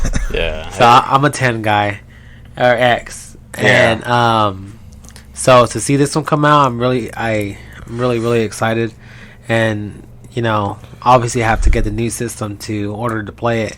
Yeah. So I think I'll be playing. Hopefully it's crossplay. I believe it's crossplay, right? It's you know what, they have. I don't think they've confirmed. Like I know the last one was, but we'll see if they say. I mean, I'm pretty sure at this point that's like a basic feature that any game should have. But motherfuckers get greedy. You want you buy it on PlayStation and Xbox, motherfucker. Yeah, I'm going. We're getting a PlayStation, so.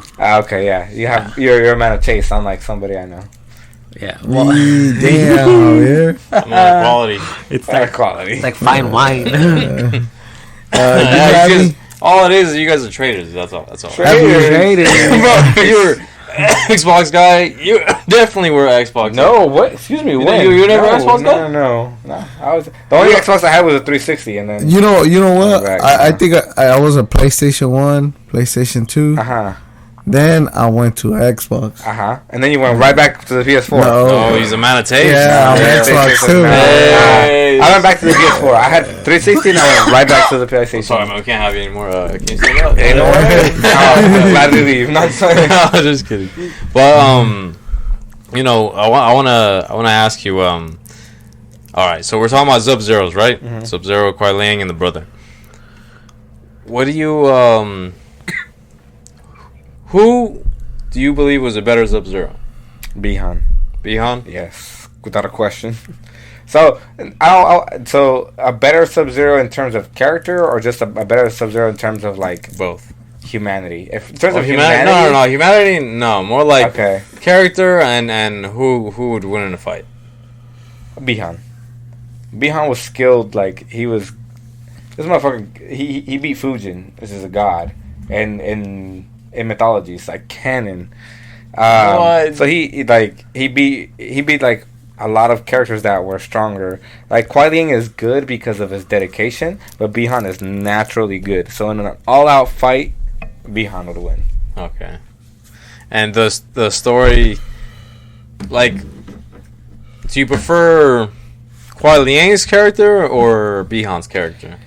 It's so like I like Bihan as Sub-Zero, but I always want Bihan to die because I'm a huge Noob Saibot fan. Yeah. So if Bihan doesn't die, there's no Noob Saibot, or at least the story we know so far. They might change it now, Right. But like I like Bihan because he's part of the Lin Kuei. The Lin Kuei is supposed to be a league of assassins, basically, and if you're compassionate like Kuai Liang, you're not a good assassin, bro. Like, you gotta be ruthless. Yeah. That's why Bihan is a better Sub-Zero. Right. But I mean, Kuai Liang does the job as Sub-Zero, but at the end of the day, it's like who's better as Batman, Bruce Wayne or Dick Grayson? Everybody likes Nightwing. He's dope. Everybody likes Dick Grayson. But like Batman is Bruce Wayne. Yeah, You know? there's no question about it. So Like, nah, bro, you're a sidekick. Yeah. You know, what's it called? And have you noticed a difference? I've noticed a difference, and I've showed Angel, which is more of a casual. It's between the differences between two characters in MK11, and then I showed one of them on MK1. So I showed him Sub-Zero and Noob Saibot on MK11, the way they played. And then I showed him Noob Saibot,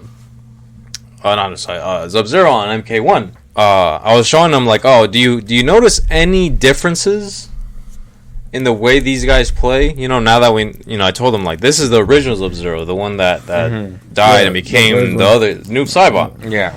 And I said, do you see any similarities between Noob and Sub-Zero from the beginning, from MK11? And do you see any similarities between Noob Saibot and Sub-Zero on MK1? Yeah. And he said, yeah. And what was your answer, Angel? Hold up, my lungs are giving out. Once he recovers from dying.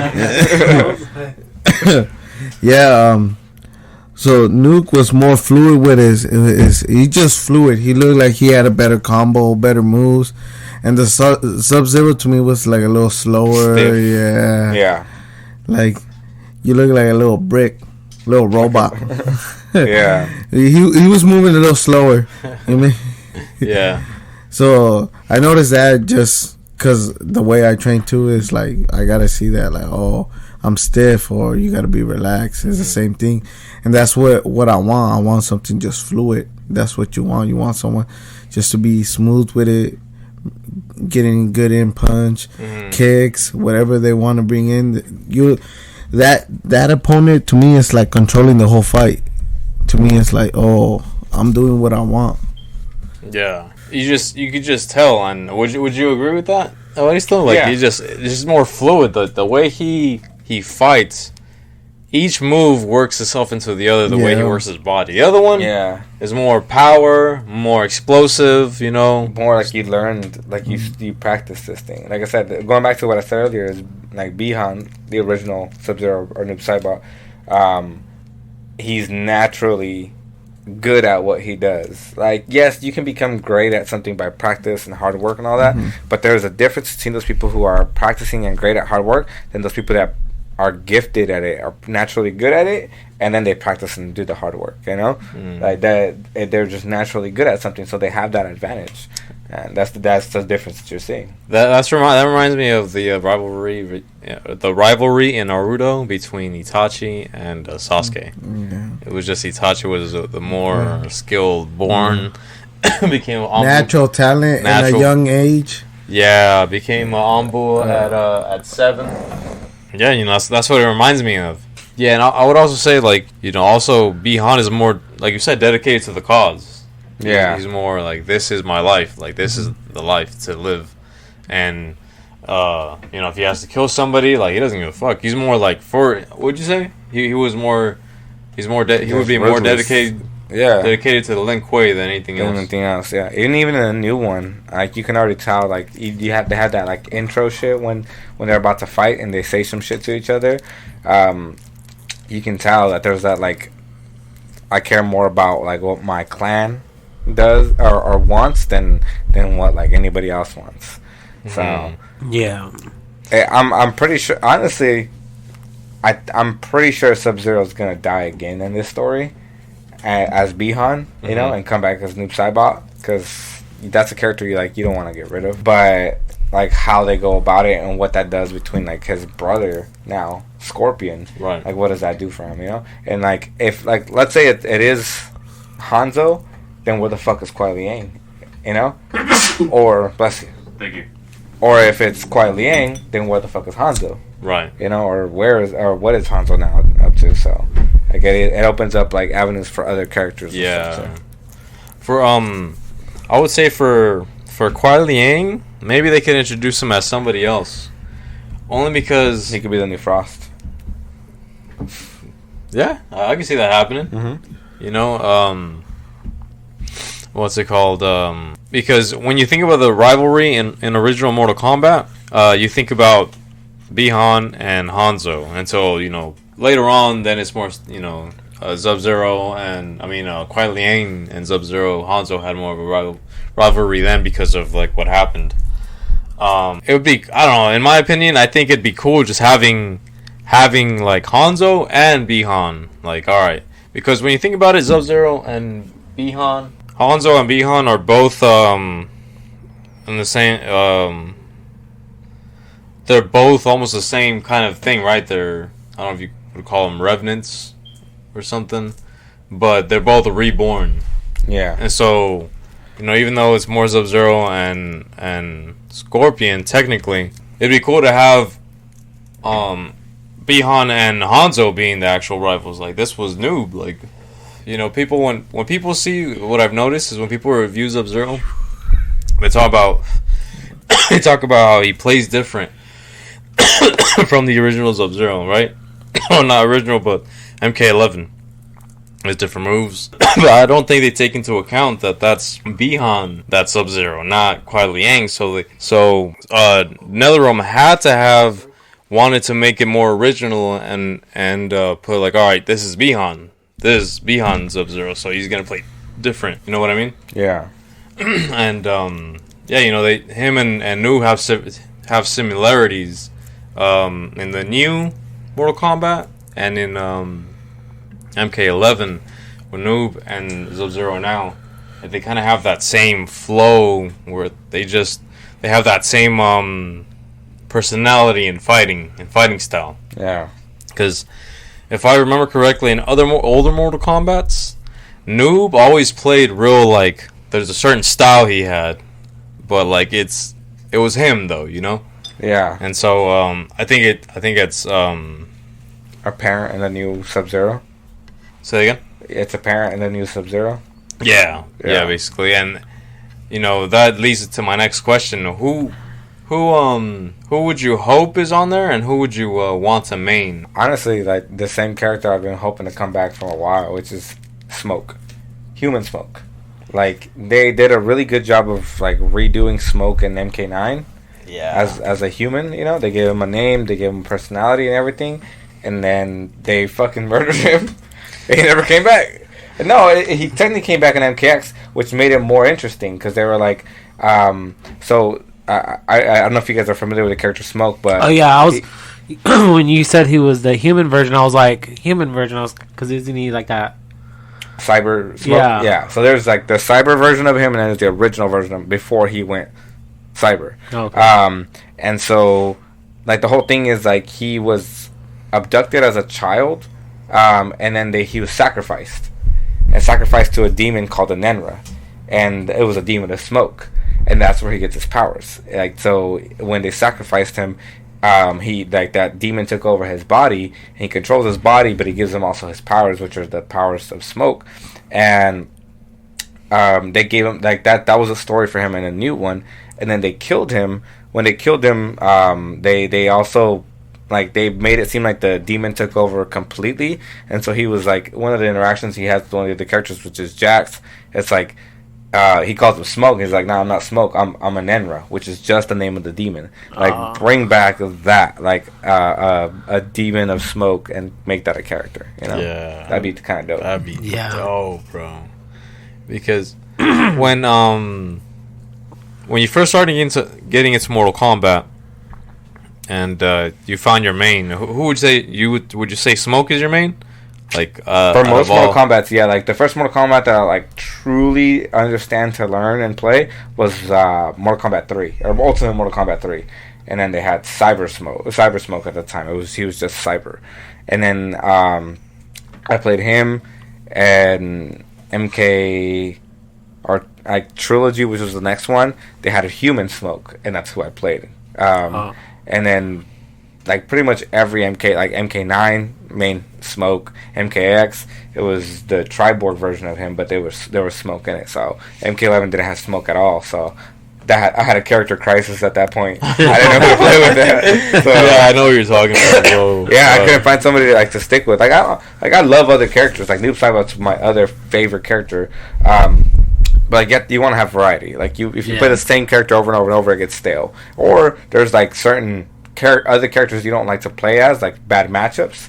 So you want to have an alternate character to play as too. So yeah, that's going more into like the technical part of side. Yeah. But I mean, we'll get there. Any fighting game. For me, the one that got me into Mortal Kombat as well was also Smoke too. Like that's the one. When I got into it, like I said, you were better at the like knowing when how the story was. Like you're better. Yeah. But later on, I got into it more with MK9, but I got more into the competitive side on it, so online. You know, and so at that point, I feel like that was the roster that I liked most of the characters on the roster because it had Smoke, Ermac, Reptile. I also played with Sub-Zero, and I would always switch from Smoke to Ermac. Yeah. And Smoke was the main one that I would get into. You know, I would always do like this bread and butter, like just simple ass combo and shit. The same loop over and over again. And he's the one that got me into it. And for MK1, I want to say that I might get into Sub-Zero. Just because I know he's Bihan. Yeah. I mean, we haven't seen a lot of the roster so far, but from what I've seen, Sub-Zero seems to be like the character that I would like to play as well. Again, if they bring back Smoke, I'm pretty sure I'll gravitate towards that. Ermac is another character that I've loved that character since they first introduced it. But in MK9, like Ermac and Smoke were my characters too. Yeah. I really wanted to play Noob Saibot because he's one of my favorites, like just overall. But he wasn't competitive enough to keep up with like Ermac or Smoke. So yeah, it's interesting. It was his in MK9 his moveset wasn't really practical. It was really setup heavy. Yeah. Like you really have to try to get your opponent conditioned unless you're in the corner. Yeah. But other than that, you have to. Yeah. Most of his combos were situational. Yeah. But I really like the noob also. And before we get more into MK1, we got somebody who sent us some questions. Shout out to my boy Tony Owens. He sent us some questions. Outlaw Owens on Xbox Live. Adam and shit. Get some matches with him. But cool ass dude, and he's good, man. He's good. Shout out to him. But he sent him some questions about MK1. He said one of them was, do you think will we get more than one combat pack? For sure. Yeah, I would say so. They already said that they're gonna support this game longer than MK11, and MK11 got Combat Pack 1, and then the Aftermath DLC. So, isn't it already? They already said this is Pack 1 that's ready. It's leaked. Yeah, it was leaked. Yeah, so we'll see. We'll see what happens with that. I'm pretty sure it's real because they haven't bothered to like debunk it. They haven't bothered to say like that's just not legit. So it's most likely legit, Yeah. Which sucks because that means I have to wait to play as my boy Ermac. But the fact that he's coming in, I'm cool with that. Yeah, bro. But yeah, I can definitely see like I with how big Aftermath was, I feel like they would go about that route. Like story is a big thing for Mortal Kombat. With them resetting the timeline, they can tell more about the story without being restricted. So they can do Combat Pack 1, 6 characters. And then Combat Pack 2, do the same thing and do 3 characters in a story mode. And they can keep doing that every couple of months. They can keep that up for 2 to 3 years until the next Injustice is ready. So yeah, they always confirmed that too. Well, not confirmed, but they said it's not closed. But which basically they said next time around is going to be Injustice. Which Javier was saying that was coming out before. You already had said that you knew something was coming out. You just didn't know what, huh? Yeah. He's been saying it for a good minute. I remember he kept saying, "Oh, a game's coming out. I just don't know what yet." Yeah. Well, the thing is, normally it's like Mortal Kombat, then Injustice, then Mortal Kombat, then Injustice. But this time it skipped from Injustice to Mortal Kombat 11 to Mortal Kombat 1. They didn't have that Injustice 3 in between. So, I mean, I'm assuming it's because they're waiting to see how much DC picks up with the new James Gunn universe of DC movies, and they can make that into the new Injustice. Like they can have the people who the cast who plays them in the movies play them in the game, because that's a big thing now too. Is getting these guest characters. Yeah. Like right now in MK1, we're gonna get Jean-Claude Van Damme as Johnny Cage. Like, that's Yeah. the last character, you know. Mm. And then the creator Ed Boon, he already said that there's going to be another big name playing another character. Oh shit. So we'll see who that is. Yeah, bro.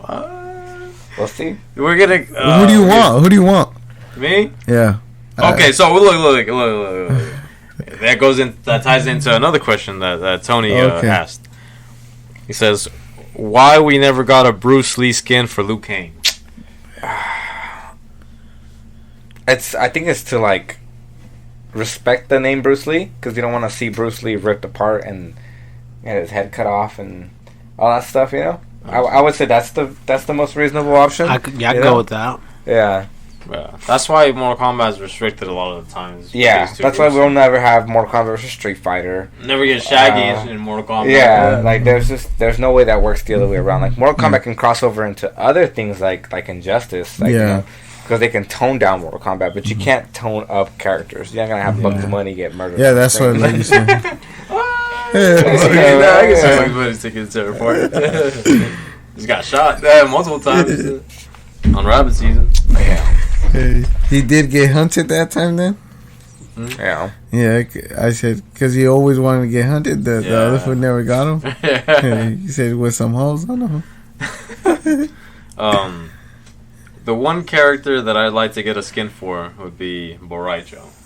Boraicho. That would be Jackie Chan. Oh, yeah. Because he's the one that invented The the Drunken Master. Yeah. Mm-hmm. Maybe that's a dope movie, surprise. too. Huh? Maybe that's your surprise. I'd hope so, but I don't know. I mean, I think you also said too. You know, Jackie Chan is making quite a bit of money already. Like, he doesn't really need to do anything else. Yeah.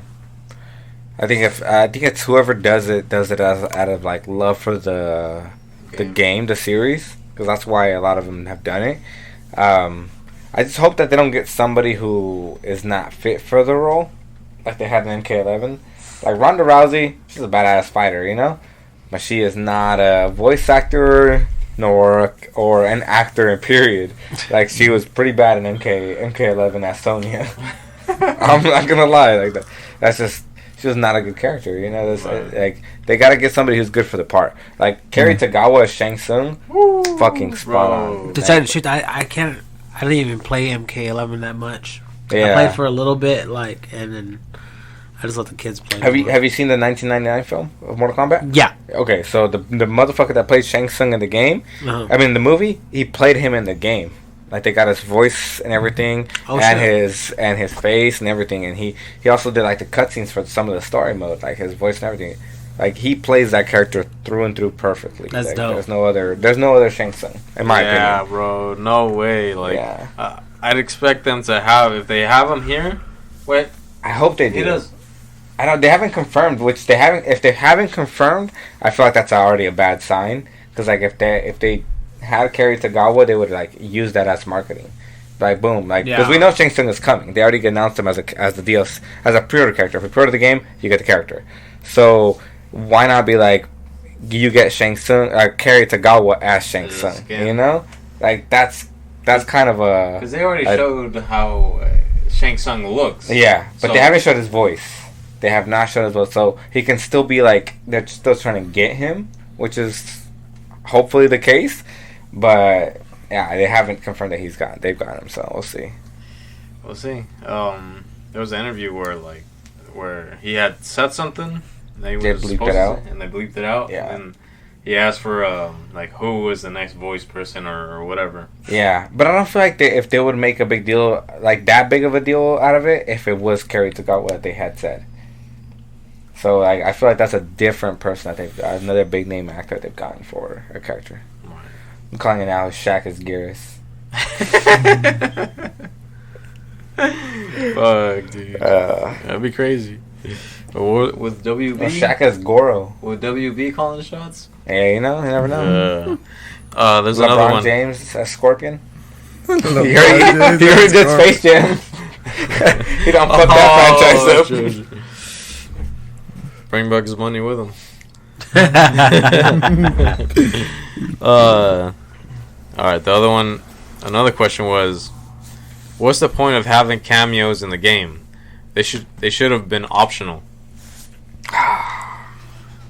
Like that's a tough one. Like I would say, from my personal opinion, I would prefer that cameos were optional, at least for competitive mode. Like for competitive mode, let it be 1-on-1. But the way they're introducing cameos is like they're the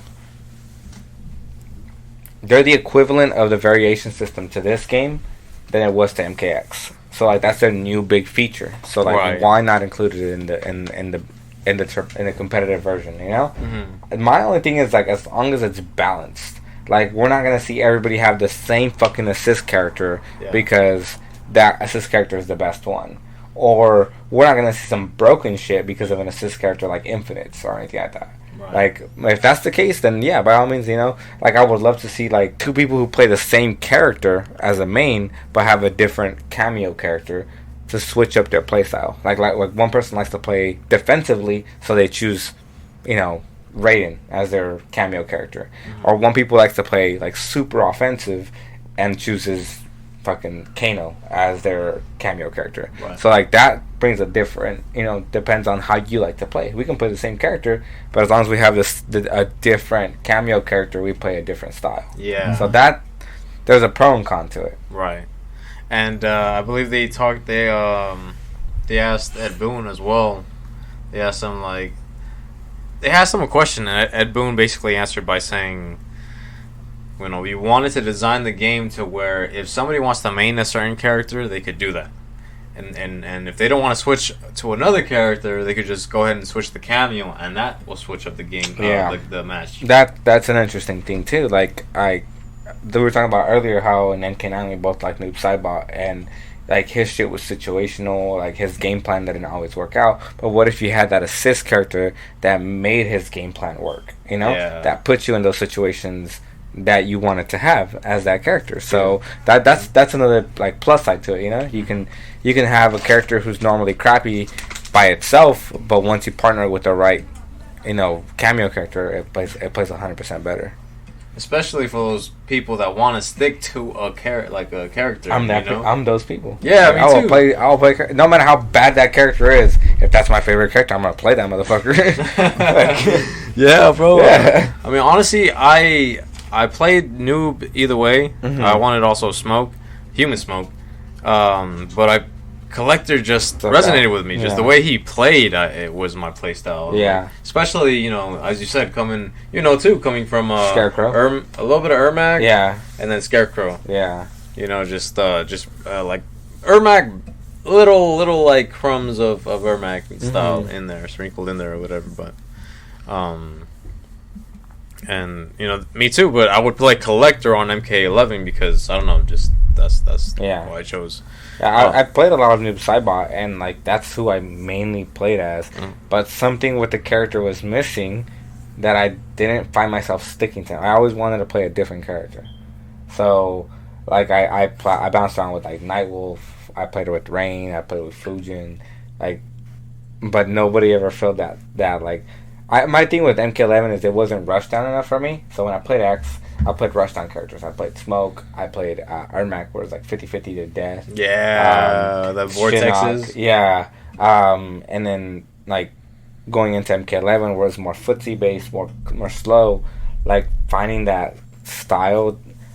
Every time I played Noob Saibot, I felt like I played Zony, and I don't like playing Zony. Yeah, I don't like that. I was gonna ask you that too. You know, like, there's different play styles. What is your preferred play style? I like mix up. I like pressure / mix up. Like, yeah, exactly. If your defense is good, you'll outplay me. But if your defense is trash, you're not gonna get past me. You know, like you have to know the game in and out to get past somebody. Yeah. So like, you can be a boxer that's not as strong as like a bodybuilder, but because you know how to fight as a boxer, you're gonna fuck that bodybuilder up no matter how much stronger he is than you. You have the technique. Yeah, you have the technique. So, but if you don't have that, then you're not gonna be a good fighter. Yeah. So that's kind of the same shit. So we played each other quite a few times. You know, how about we describe each other's gameplay to each other, right? You know, what we prefer and what we would say each other is. I like the same thing, like mix of pressure. Because I do like to rush down sometimes. I like characters that I could actually like. People will say like, "Oh, you're just pressing buttons online." Like they'll say, Like, oh, you don't even know how to play the game. You just press a button mashing. Like, no, motherfuckers. I know the frame data. I know I'll get an advantage by doing this shit. Yeah. Hey, I push buttons. I still fucking win. What? Hey, a win's a win, right? Not work against your 6-year-old kid, but online is a whole online's a different planet, beast. bro. Yeah. And so I like, like the rush down aspect of it too, but also having options. Like, all right, mix up too. Like, all right, I'm going low, overhead. Space out a little bit. And then that's how I feel like whenever I play against you, like aggressive pressure, but with space. So if you think about it, you played Collector. He's got the mace, those long range normals. Yeah. Scarecrow, same thing. He's got the hook, long range normals. Yeah. Ermac doesn't have like a long range normal, but he has the specials that are far reaching. So he always played at a space where you can pressure from afar. Yeah. Where they can't reach you. Yeah. So that was always your style. Yeah. Yeah. I would say yours is also it's you know what you're doing. You have a high gaming IQ, and you're strategical. You're patient. You're like, all right, figure out what works, and then like execute whenever you see that opportunity. Like you execute on it. Yeah. That's why I like playing Cyber Sub in MKX. Like, he doesn't get a lot of damage, but if you put people in the right situations, you'll get that damage over and over and over. You'll get those hard to blockables, those high lows and shit. Yeah, those are fun. All right, so another question was, the last question was, who do you think will be the main villain / boss? Damn. I don't think it'll be Shang Tsung the way they made it seem in the original trailer. Because, like, every time they have a pre-order character, it's always, like, the sub-boss. Like, MKX was Goro.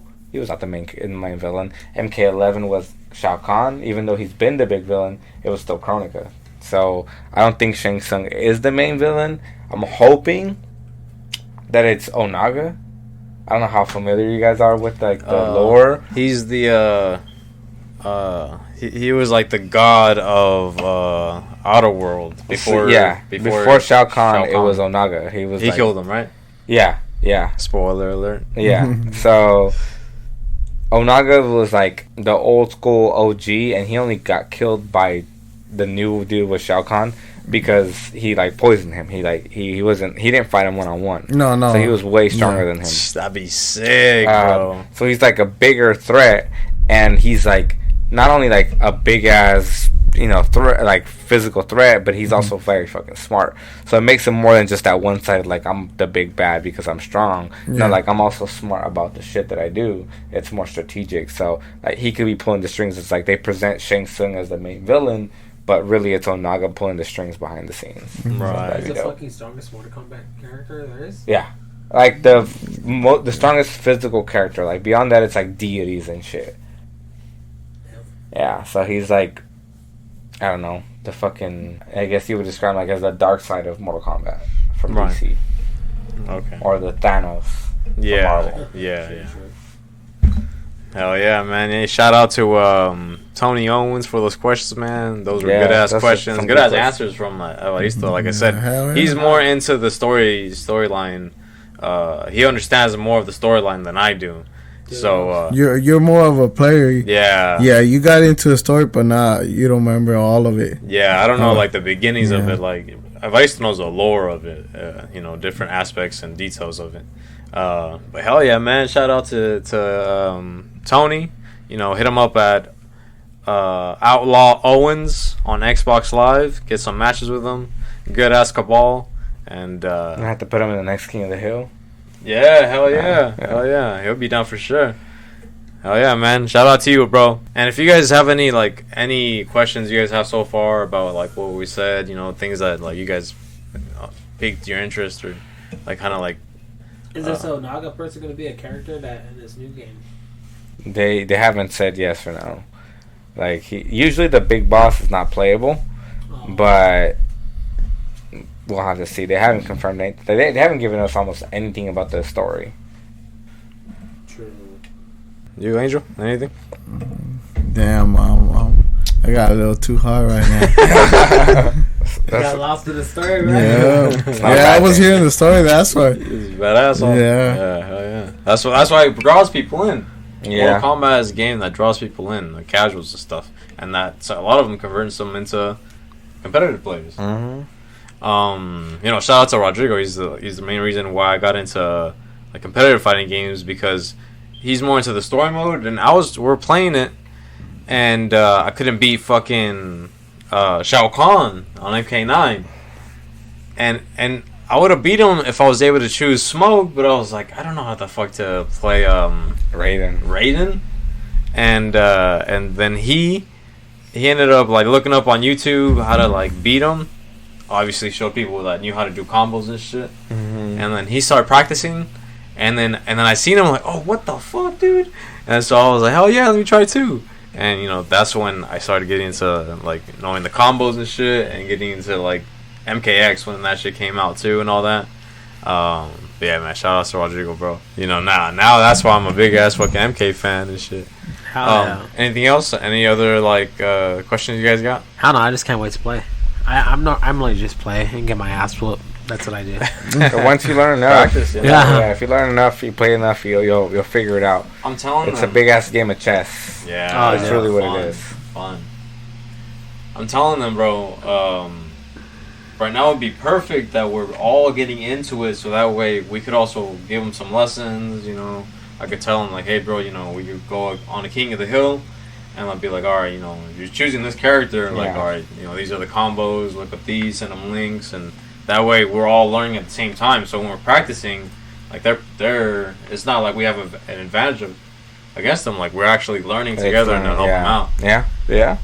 Hell yeah. Shit.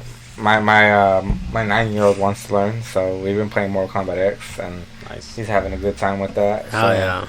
Yeah, it's a big game of chess, man. It's like, what am I gonna do? What are they gonna do if they do this? And how do I react if they do this? It's a big ass game of chess. Yeah, hell yeah, that's just dope, bro. So speaking about that, with chess, you got different rules, different moves you could do. What do you think? But unlike chess, because chess stays the same. Chess stays the same way. The same rules and is the same way to play the whole time. But with unlike chess, Mortal Kombat is always switching. So with information that's come out, what do you think of the online gameplay right now, or just competitive gameplay? It looks like it has a lot more options, which is like what most people complain about MK11. Was the options like outside of the variations? Because the variation system in MK11 was like build your own variation, but then they had a lot of shit that was like, you can't use this with that, or you can't use this in tournament. So I feel like the cameo characters are gonna fill that role of like making your shit feel more free. So far it looks good. It looks like the whole like introduction of like, well, not introduction because we had it in Armageddon, but like aerial combat. Oh yeah, that looks dope. Like yeah, like seeing Sub-Zero and Kung Lao hit that dive kick and then continue that combo. Yeah, that's fucking. It's dope, Yeah. So like, there's a lot of combo option, which looks like interesting, and hopefully it'll keep the game fresh and it'll make it fun to watch. Like ultimately, if it's fun to watch, that's really what matters. Like that's the problem with MK11. It got stale to watch. Like I watched the pro competition for the first season, and then like I felt like there was nothing else to learn about the game because there really wasn't. It was combo after the same combo. Yeah. And with like MKX, to this day, there's new tech coming out. Like there's new combos that are coming out. Like there's people playing characters that like are finding out things that they didn't know 6 years ago from today. So like the fact that that's still going, it shows that game was more refreshing to watch. Bro, that's a beautiful thing too. When you just keep years later on, Street Fighter 5 was kind of like that. The older it got, people started finding out like juggle combos. Mm-hmm. You don't see juggle combos on Street Fighter. Yeah. And you started seeing juggle combos that you could take half of their life with just one combo. But yeah, I agree with that too. I want to say that with the new mechanics that's come out, I do believe it's gonna be fun to watch, because it seems like there's a lot of stuff that you could do. Ed Boon was saying that they want to create an environment where people have freedom with their characters and their playstyle. And there's new mechanics to it, which on top of cameos, like the movement now is a little different. When it first came out, I believe they were saying that it looked like it was slow. Mm-hmm. But we had the same thing with Injustice. No. MK11. MK11. And they're saying that the dashing was too slow. Mm-hmm. Have you seen anything into the movement? Yeah. So, like, you still don't have the run mechanic from MKX, which I'm not gonna lie, I like the run mechanic. Because it made the game more aggressive, but I feel like for the sake of footsies, like making the game neutral, I could see why I took it away. But like in MK11, it was like dash blocking or wave dashing is what they called it. Yeah, so it's when you would dash and block to to dash faster. So you dash block, and you make your character move a lot faster. I think now it's like wave crouching. Or like you dash and crouch? Yeah, you crouch now. That's how you cancel it now. So I don't know if that makes your dashing faster or makes the movement faster, but I know you can also dash and cancel it to buttons. So you can like dash one or dash, or like dash punch and then or dash special move. So it'll make the game faster than MK11, but not as fast as MKX, which I feel like it's a good thing. Like that's the balance. A lot of people complain about like MKX was like hard. Like if you were a casual player and going up against somebody who knew the game, you were fucked. Like there was no way you would have beat them. Probably the reason why I didn't like playing. Yeah, and MK11 was like anybody could be anybody because the game was so like stale. Like you can just the movement wasn't fast enough, and now they're kind of finding the balance in between the two. So hopefully that's the case. Yeah. With this one, it's looking, in my opinion, it's looking pretty good. And what you're saying right now that people that don't want to play the game, fighting games are known to be the hardest type of game to get into because it's a one-on-one and it's a big learning curve. Yeah, big learning curve. Yeah, there's more strategy. It's like everything, and fuck. And now that you were saying about that, fucking. Oh, man, ya se me olvidó como Javier. I had it right now, too. It's contagious, bro. It's not just me. It's like a yawn. It's not just me. Yeah, what do you think of that? Yeah. The movement, I don't, like you said, they don't have, it's not a run mechanic, so it's not as fast, but it is certainly faster than MK11. Yeah. But I don't think it's faster than MKX. No. It still has a floaty, more flowy look to it, but the fact that you're able to have different sort of options and mix-ups not only with the character but when you have a cameo also, which it will affect the game depending on who you choose. It's going to be really interesting to see different play styles. Yeah. And with the whole NetherRealm supporting this game longer than MK11, I want to say that we're gonna get a lot of content. Yeah, hopefully, because your Combat Pack 1 already has a lot of characters for the base roster and a lot of characters for cameos. Yeah, and it's gonna be exciting. And with them making cameo characters like fully like rendered and modeled, like you see Striker like come into the game and fucking tase somebody, like. It's easier for them to go like, well, okay, we already have the character model, we have the character animation, let's make the moveset. Then let's build a character from the ground up to add to the game. So I feel like hopefully by the end of the game, if the support is big enough and if the game is big enough, they'll turn every cameo character into a playable character because the model's already there and it just benefits them in the long run. So it'd be another, what is it, Armageddon? The one that has a bunch of characters? Armageddon was the one that had every character up until that day that was ever in any Mortal Kombat. The downside to it, though, was because there were so many characters, a lot of characters shared the same like special moves or fight styles and stuff like that. So that it felt like more like Smash Brothers with just slightly different skins.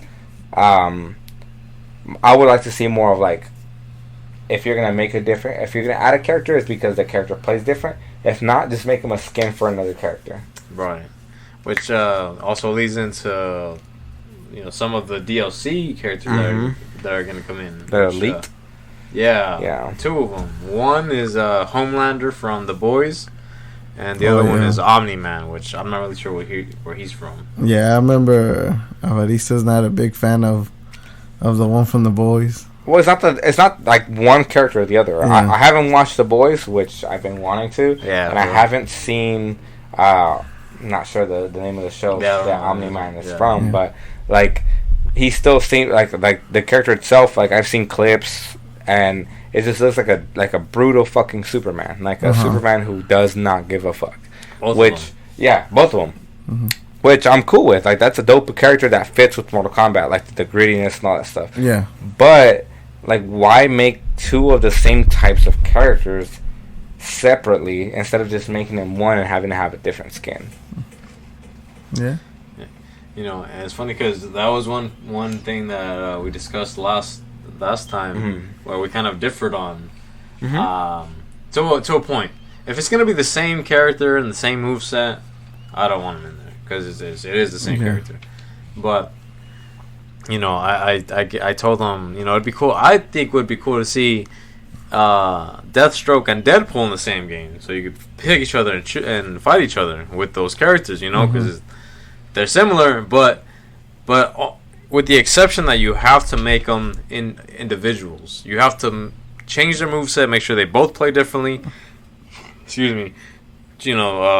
Still portray the same movement, but in different styles. Yeah, make sure they have different moves, different setups, different mix-ups, different finishes, different combos. Yeah. It's not the same. And so if they have, that's a rivalry that a lot of people like to have, or a discussion they like to have, is Omni-Man versus Homelander, because they're similar. Like, who would win? And so it'd be cool to have them both, see what dialogue they would have with each other. Yeah. And just see that in a game, especially with them being like that. What is a DLC character that you'd like to have that's playable?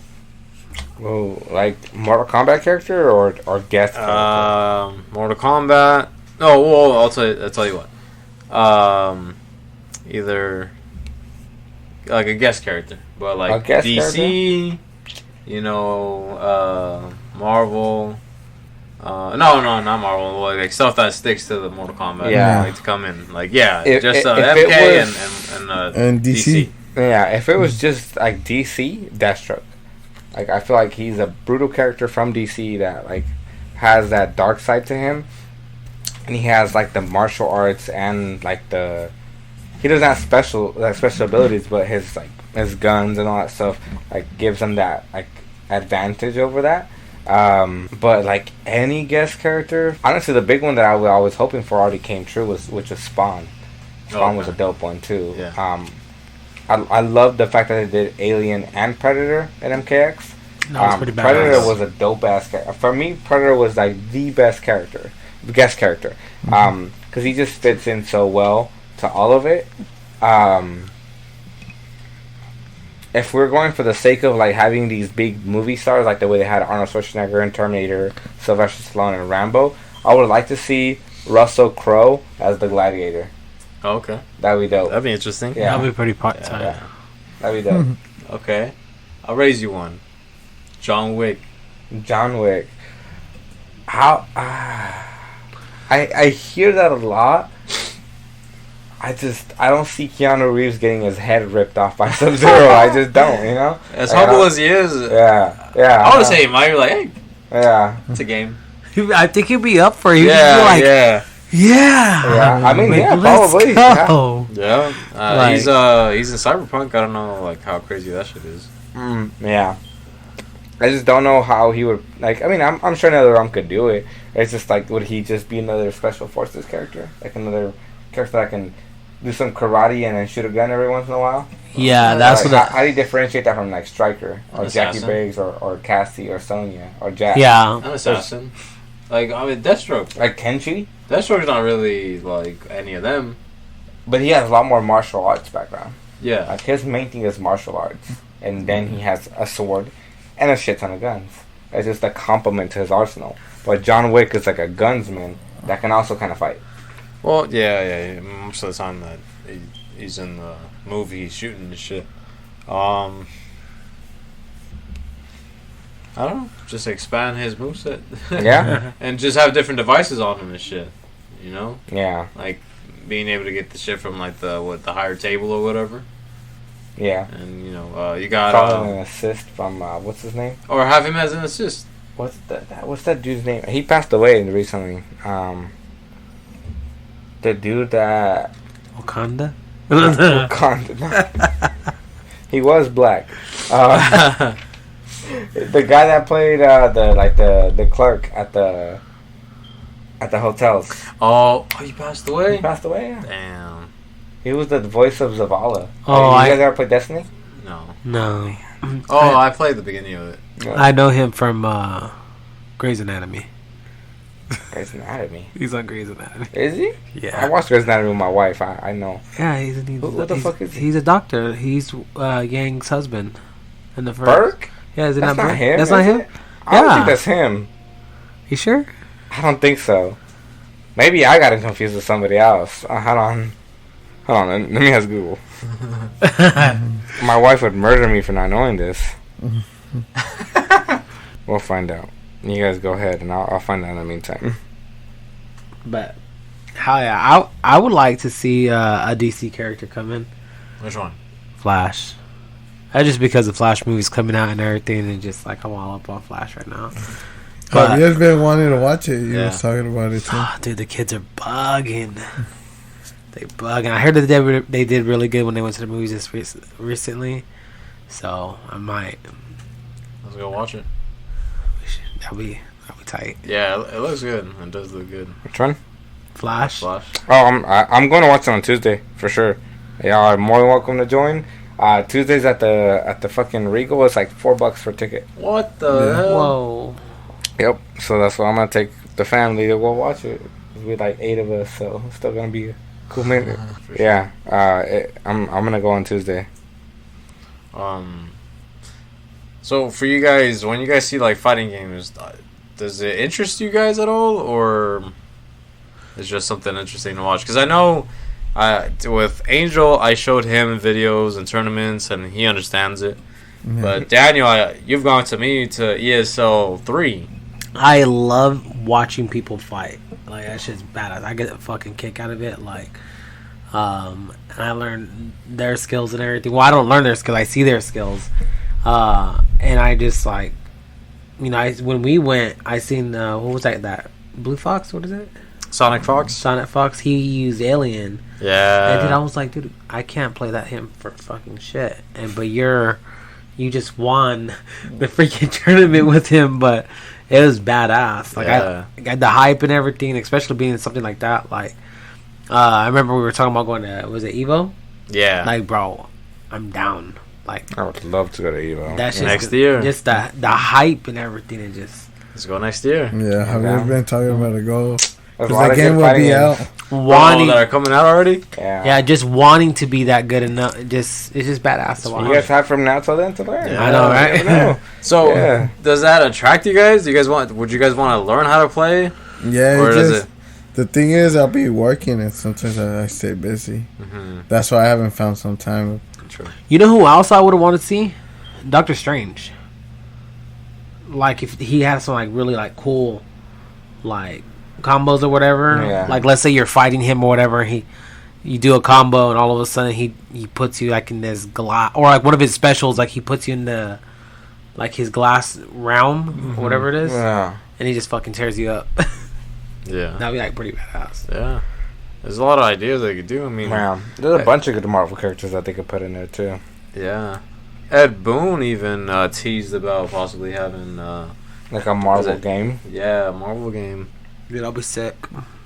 Or even didn't he tweet something about Marvel versus DC or some shit? I don't remember I'm not that. sure then. That'd be interesting. Yeah, that would be interesting. Bro. That'd be a hell of a fighting game too. People would be fanboying over that. Like, who would win? Dude, but make it not just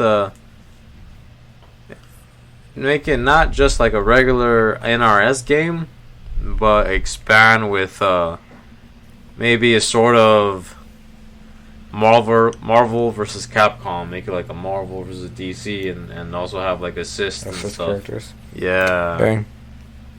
Maybe MK1 is their guinea pig with cameo characters. You never know. That'd be sick. They So- always do that. So explain what Yeah. a cameo character is.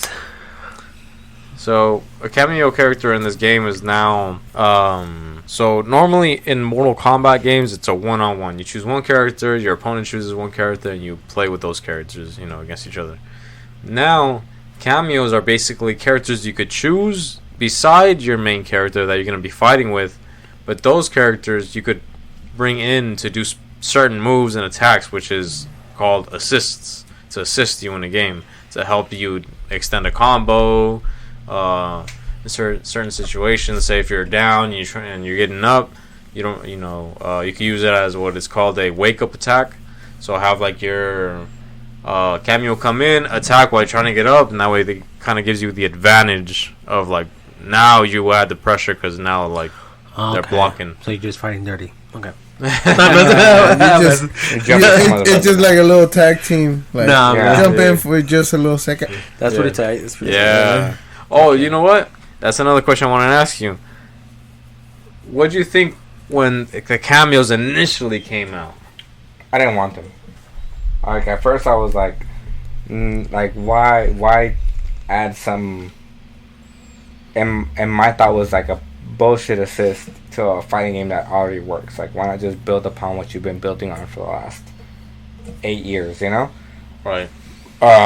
Seeing how they played in the gameplay trailer, like, to be honest, I'm not sold on them yet, but I can see why they feel like it's a good addition. Because, like I said, if a character is only good at like rushdown, but they suck at like long distance or like what we call zoning, then if the cameo character you have helps you with zoning, then that character becomes well-rounded.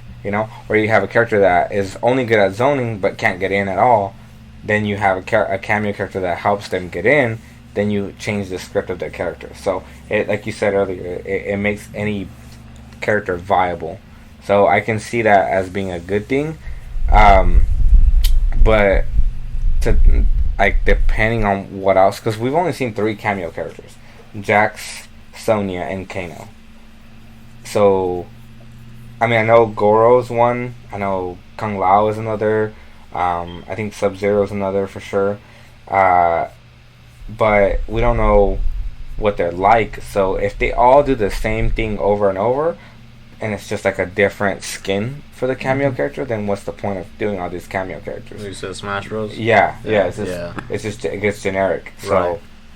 if they add a good option to, if every cameo character adds a different option to every character, then it makes the game more interesting. So I feel like that. I don't know. I'm leaning more on that side. Mhm. I feel like they want to be different, yeah. and then they know basically what the fans want already. Like I seen a picture of Sub-Zero and them, and like they're like fighting together, and you can see like they have like one has his frost, one has his like fire and everything, or whatever he has in his hand. It's like, so you can see like they probably have their own special abilities and really gonna like for backup or whatever. So Yeah, and the good thing is like the upside to that is they've already shown they have more base characters than cameo characters. There's only 16 cameo characters. There's 24 base characters. So they didn't make a cameo for every character that they made. Mm-hmm. So they didn't make them for the sake of making them. They made them because hopefully they all play different and it brings something else to the table. Yeah. It's for me too. When it first came out, I didn't want them.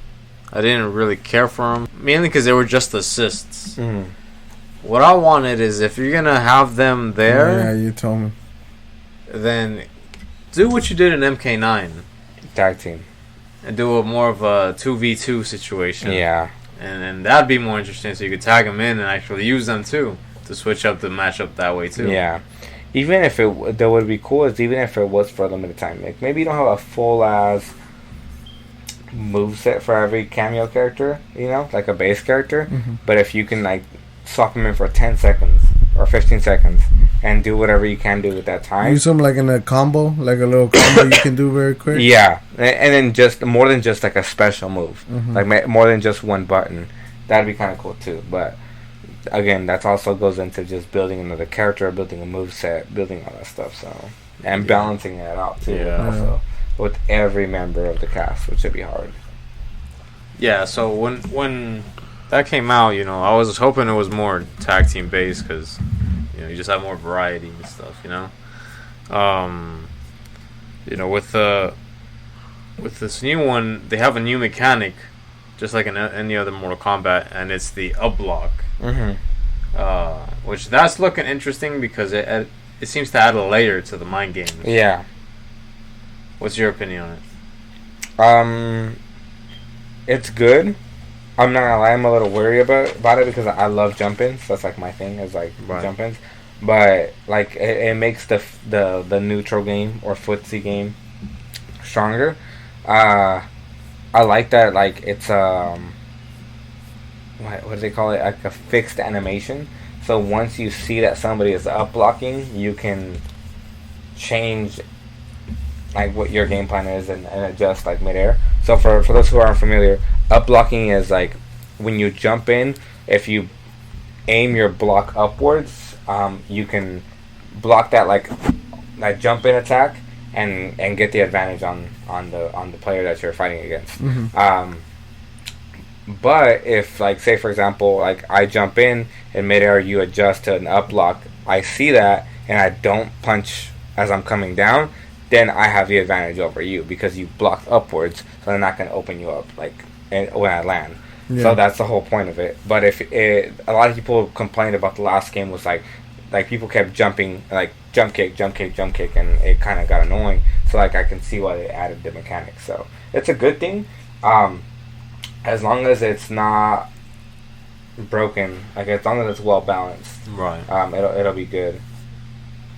Yeah.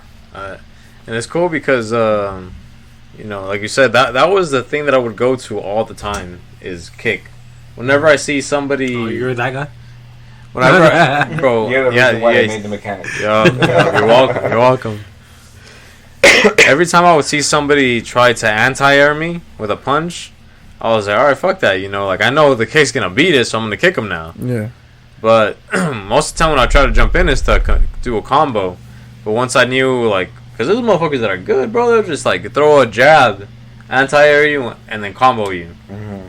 And so when I started noticing that, I'm like, all right, I'm going to make you block now. So that way I could get the advantage. And, but now with that, I like it because just like Street Fighter, they're adding more layers to the game, just like old school games, where you actually had to learn the technicality of it. Yeah. And it's just, it gives you more options, more situational things where, like we mentioned earlier, will make it more exciting to watch because there's so many things that are gonna happen. You're gonna be surprised, like, holy shit, bro, like that shit worked. I didn't even know that was possible. Yeah, exactly. Or just even scrambles, you're like, oh shit, oh. You know, like all kinds of moves happen at the same time.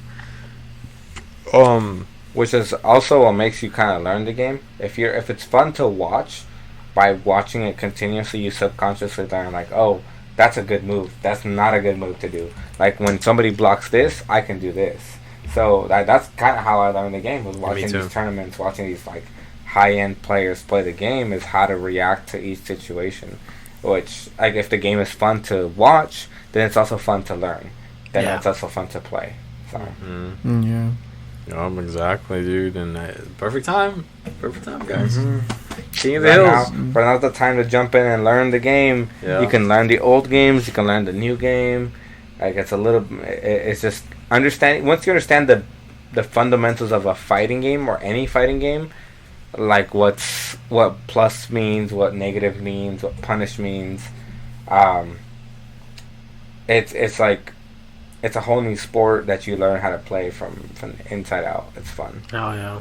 It's easier to transition from one game to another.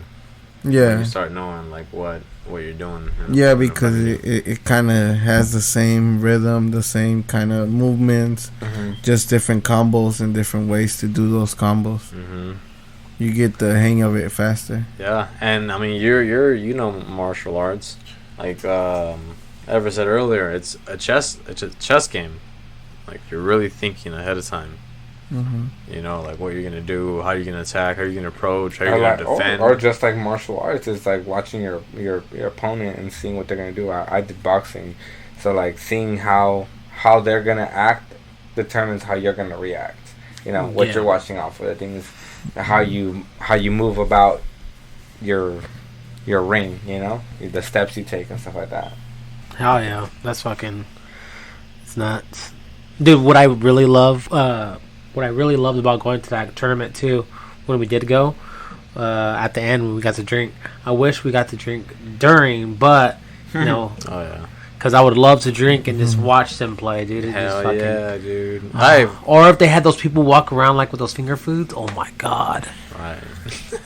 Freaking in Important Vegas. stuff, sustenance. Pre-game in Vegas, bro. Hell yeah. Before you go Take in bottles. there. Yeah. Hell yeah. That's the old school trick. Oh, here. I don't think. No, they do check you, huh? Yeah, I think they check you like in the entrance. Who checks you? What? Like when you go into Evo, into the. I'm pretty sure. Yeah, there, but Yeah. We can probably. Pre-game right before. Take some bottles and shit. Well, we'll be hell of gone. Yeah. You're gonna be fighting for real and shit. Yeah, this tournament though. Hell yeah. Another mechanic that they're bringing back is flawless blocks. Yeah. But this time it's a little different. You know, have you seen like what's going on with that, right? Yeah. It's more to like it's more of just a defense option and it's an offense option. So like it's used more like if you flawless block. So flawless block means you block it at the perfect second, so you don't take damage.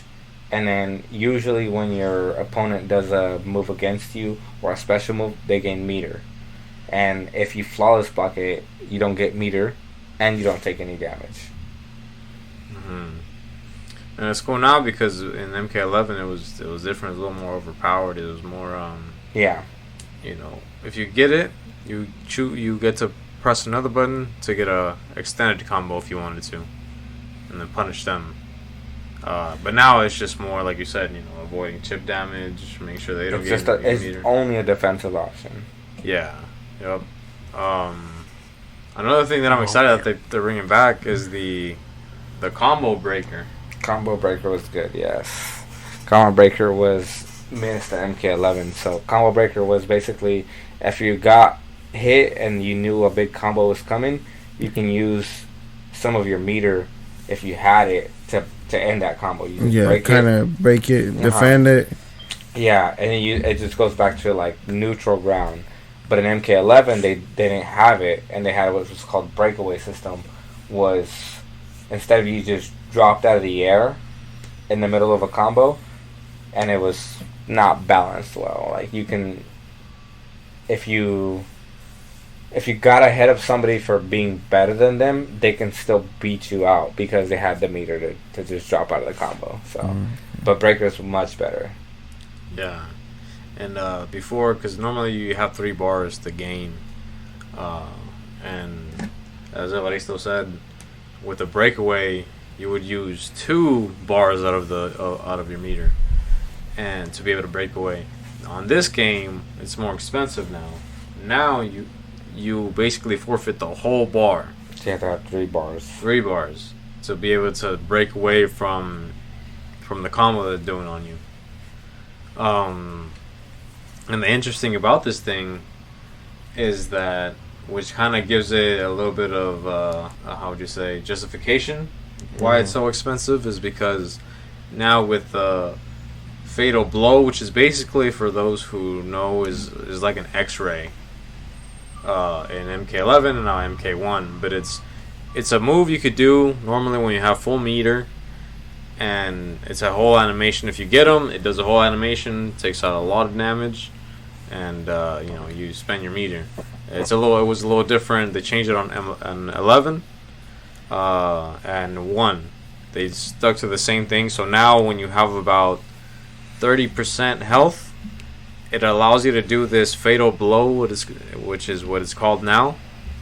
And it lets you do, if you hit them, do that animation. And it just, the whole thing that happens, and you just, your character's just beating up the other character for a while and taking damage, right? Mm-hmm. But now, with the breaker, you're able to break away from that. Normally you can't. Like, you just gotta watch it when it happens. Yeah, you just gotta get the ass whooping. Until they able to fucking... And that is just gonna block it, and you're able to keep fighting them instead of them taking more life point, no? Yeah, exactly. And so now you're able to do that mid thing, which I haven't seen any footage of it yet, so I wonder how that looks. How the animation looks. Yeah. I'm pretty sure it's gonna be sick. I have a feeling they were hiding it, like keeping it in the wraps on purpose, so where they have something at least to show, some other stuff to show during whenever some people get the game. Yeah. So wake up reversals, bro. That's back. Yeah, it was missing from MK11. So you want to explain what a wake up reversal is? Yeah, a wake up reversal basically, and there's been controversy throughout like the different fighting games, like Street Fighter also. But it's basically a move where you could do, and you just get up, and no matter what, even if somebody hits you as you're getting up, like you're attacking right as you get up, and no matter what the opponent does, or at least most of the time it's one hit of armor. Which means they'll have armor, but once you hit them once, if you have something that could attack them twice fast enough, the second attack will hit him because it only has you can only hit him once, and that's his armor breaks away basically. Yeah. But like those were strong because if you go to rush them down as they're down to try to get the advantage, they would basically use that move to they would read, which means predict whether you were going to try to attack as they're getting up. They'll do it, and whether you hit them, they'll go through that, and you just punish them for it, and you just like attack them instead. Yeah, now you switched, and now you're attacking instead of you were getting up, and you ended up switching it. Now you're going against them, and you're taking their life points. Mm-hmm. And on MK11, that was absent, and they had a different sort of mechanic for it. It was more of a wake up attack, which I believe gives you a hit of armor, but it's more of a defensive thing. As you get up, you do this little quick attack, one attack, in case somebody tries to hit you, and then like it pushes them away a little bit. I hated the fact that you couldn't use a special that they give you to like you're fucking dying. It's like, what's the fucking point? The fatal blow, yeah. What's the fucking point of this now? I'm already dead. The thing is, with that one actually, which I think Marisa knows, in tournament, because of the way the bars were designed, like to use it, people rather use that as a resource to do extend combos or wake ups and do other stuff, instead of trying to do a comeback, do the fatal blow or the X-ray, and waste it on that unless it was gonna kill.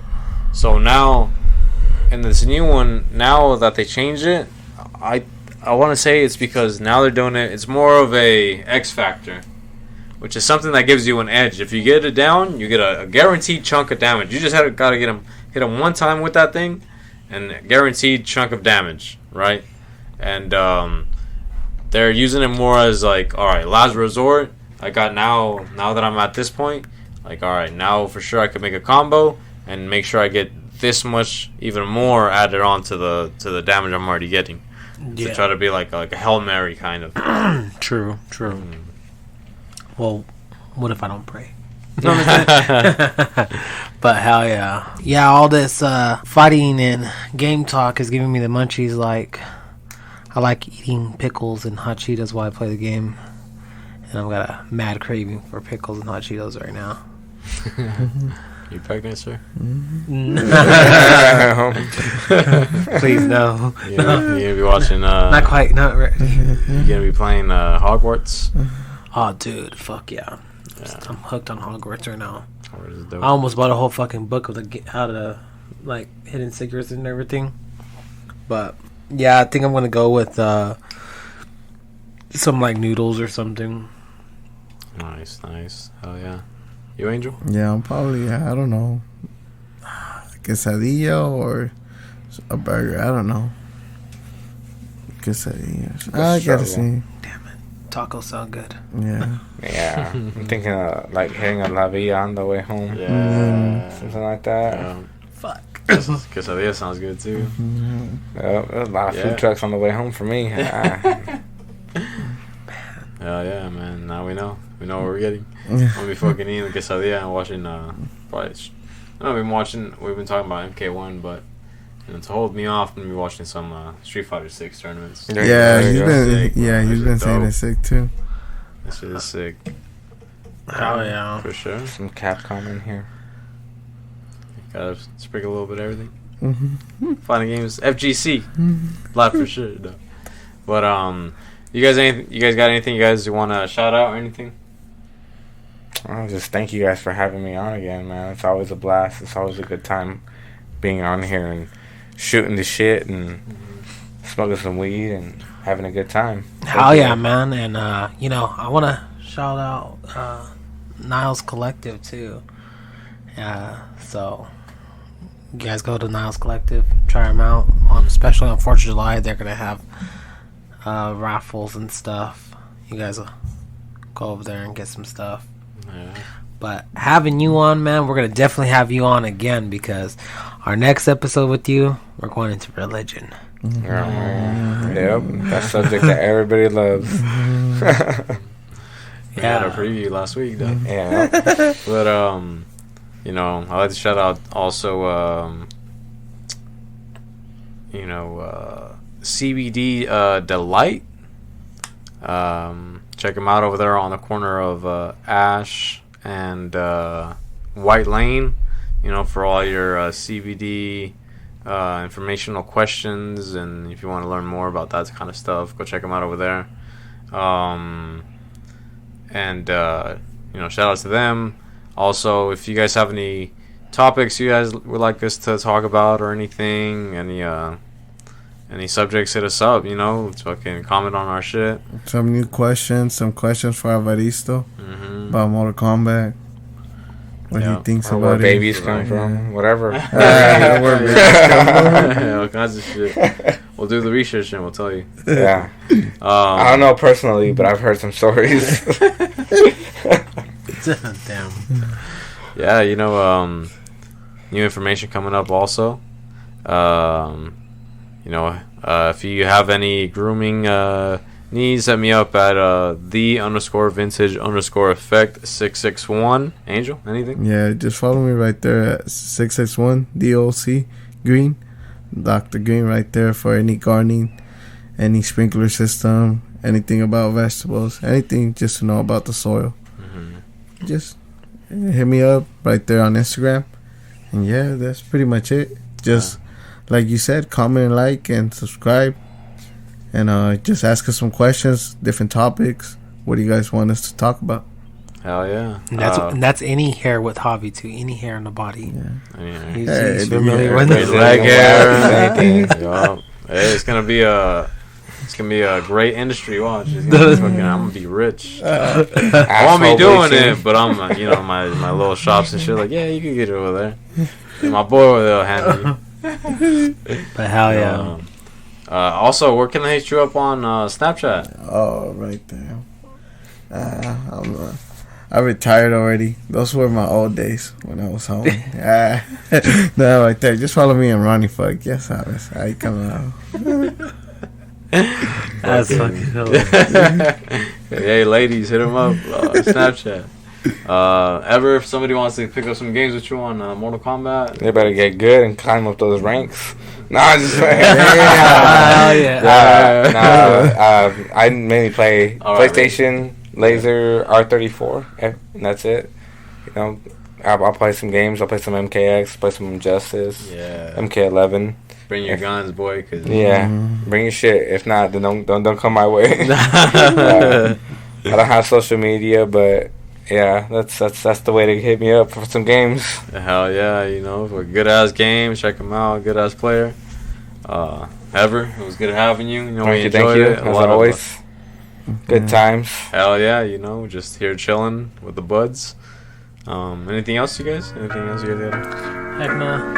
For sure. Until next time. See you guys next time. We'll have Ever for sure. For another episode. Soon again. Yes.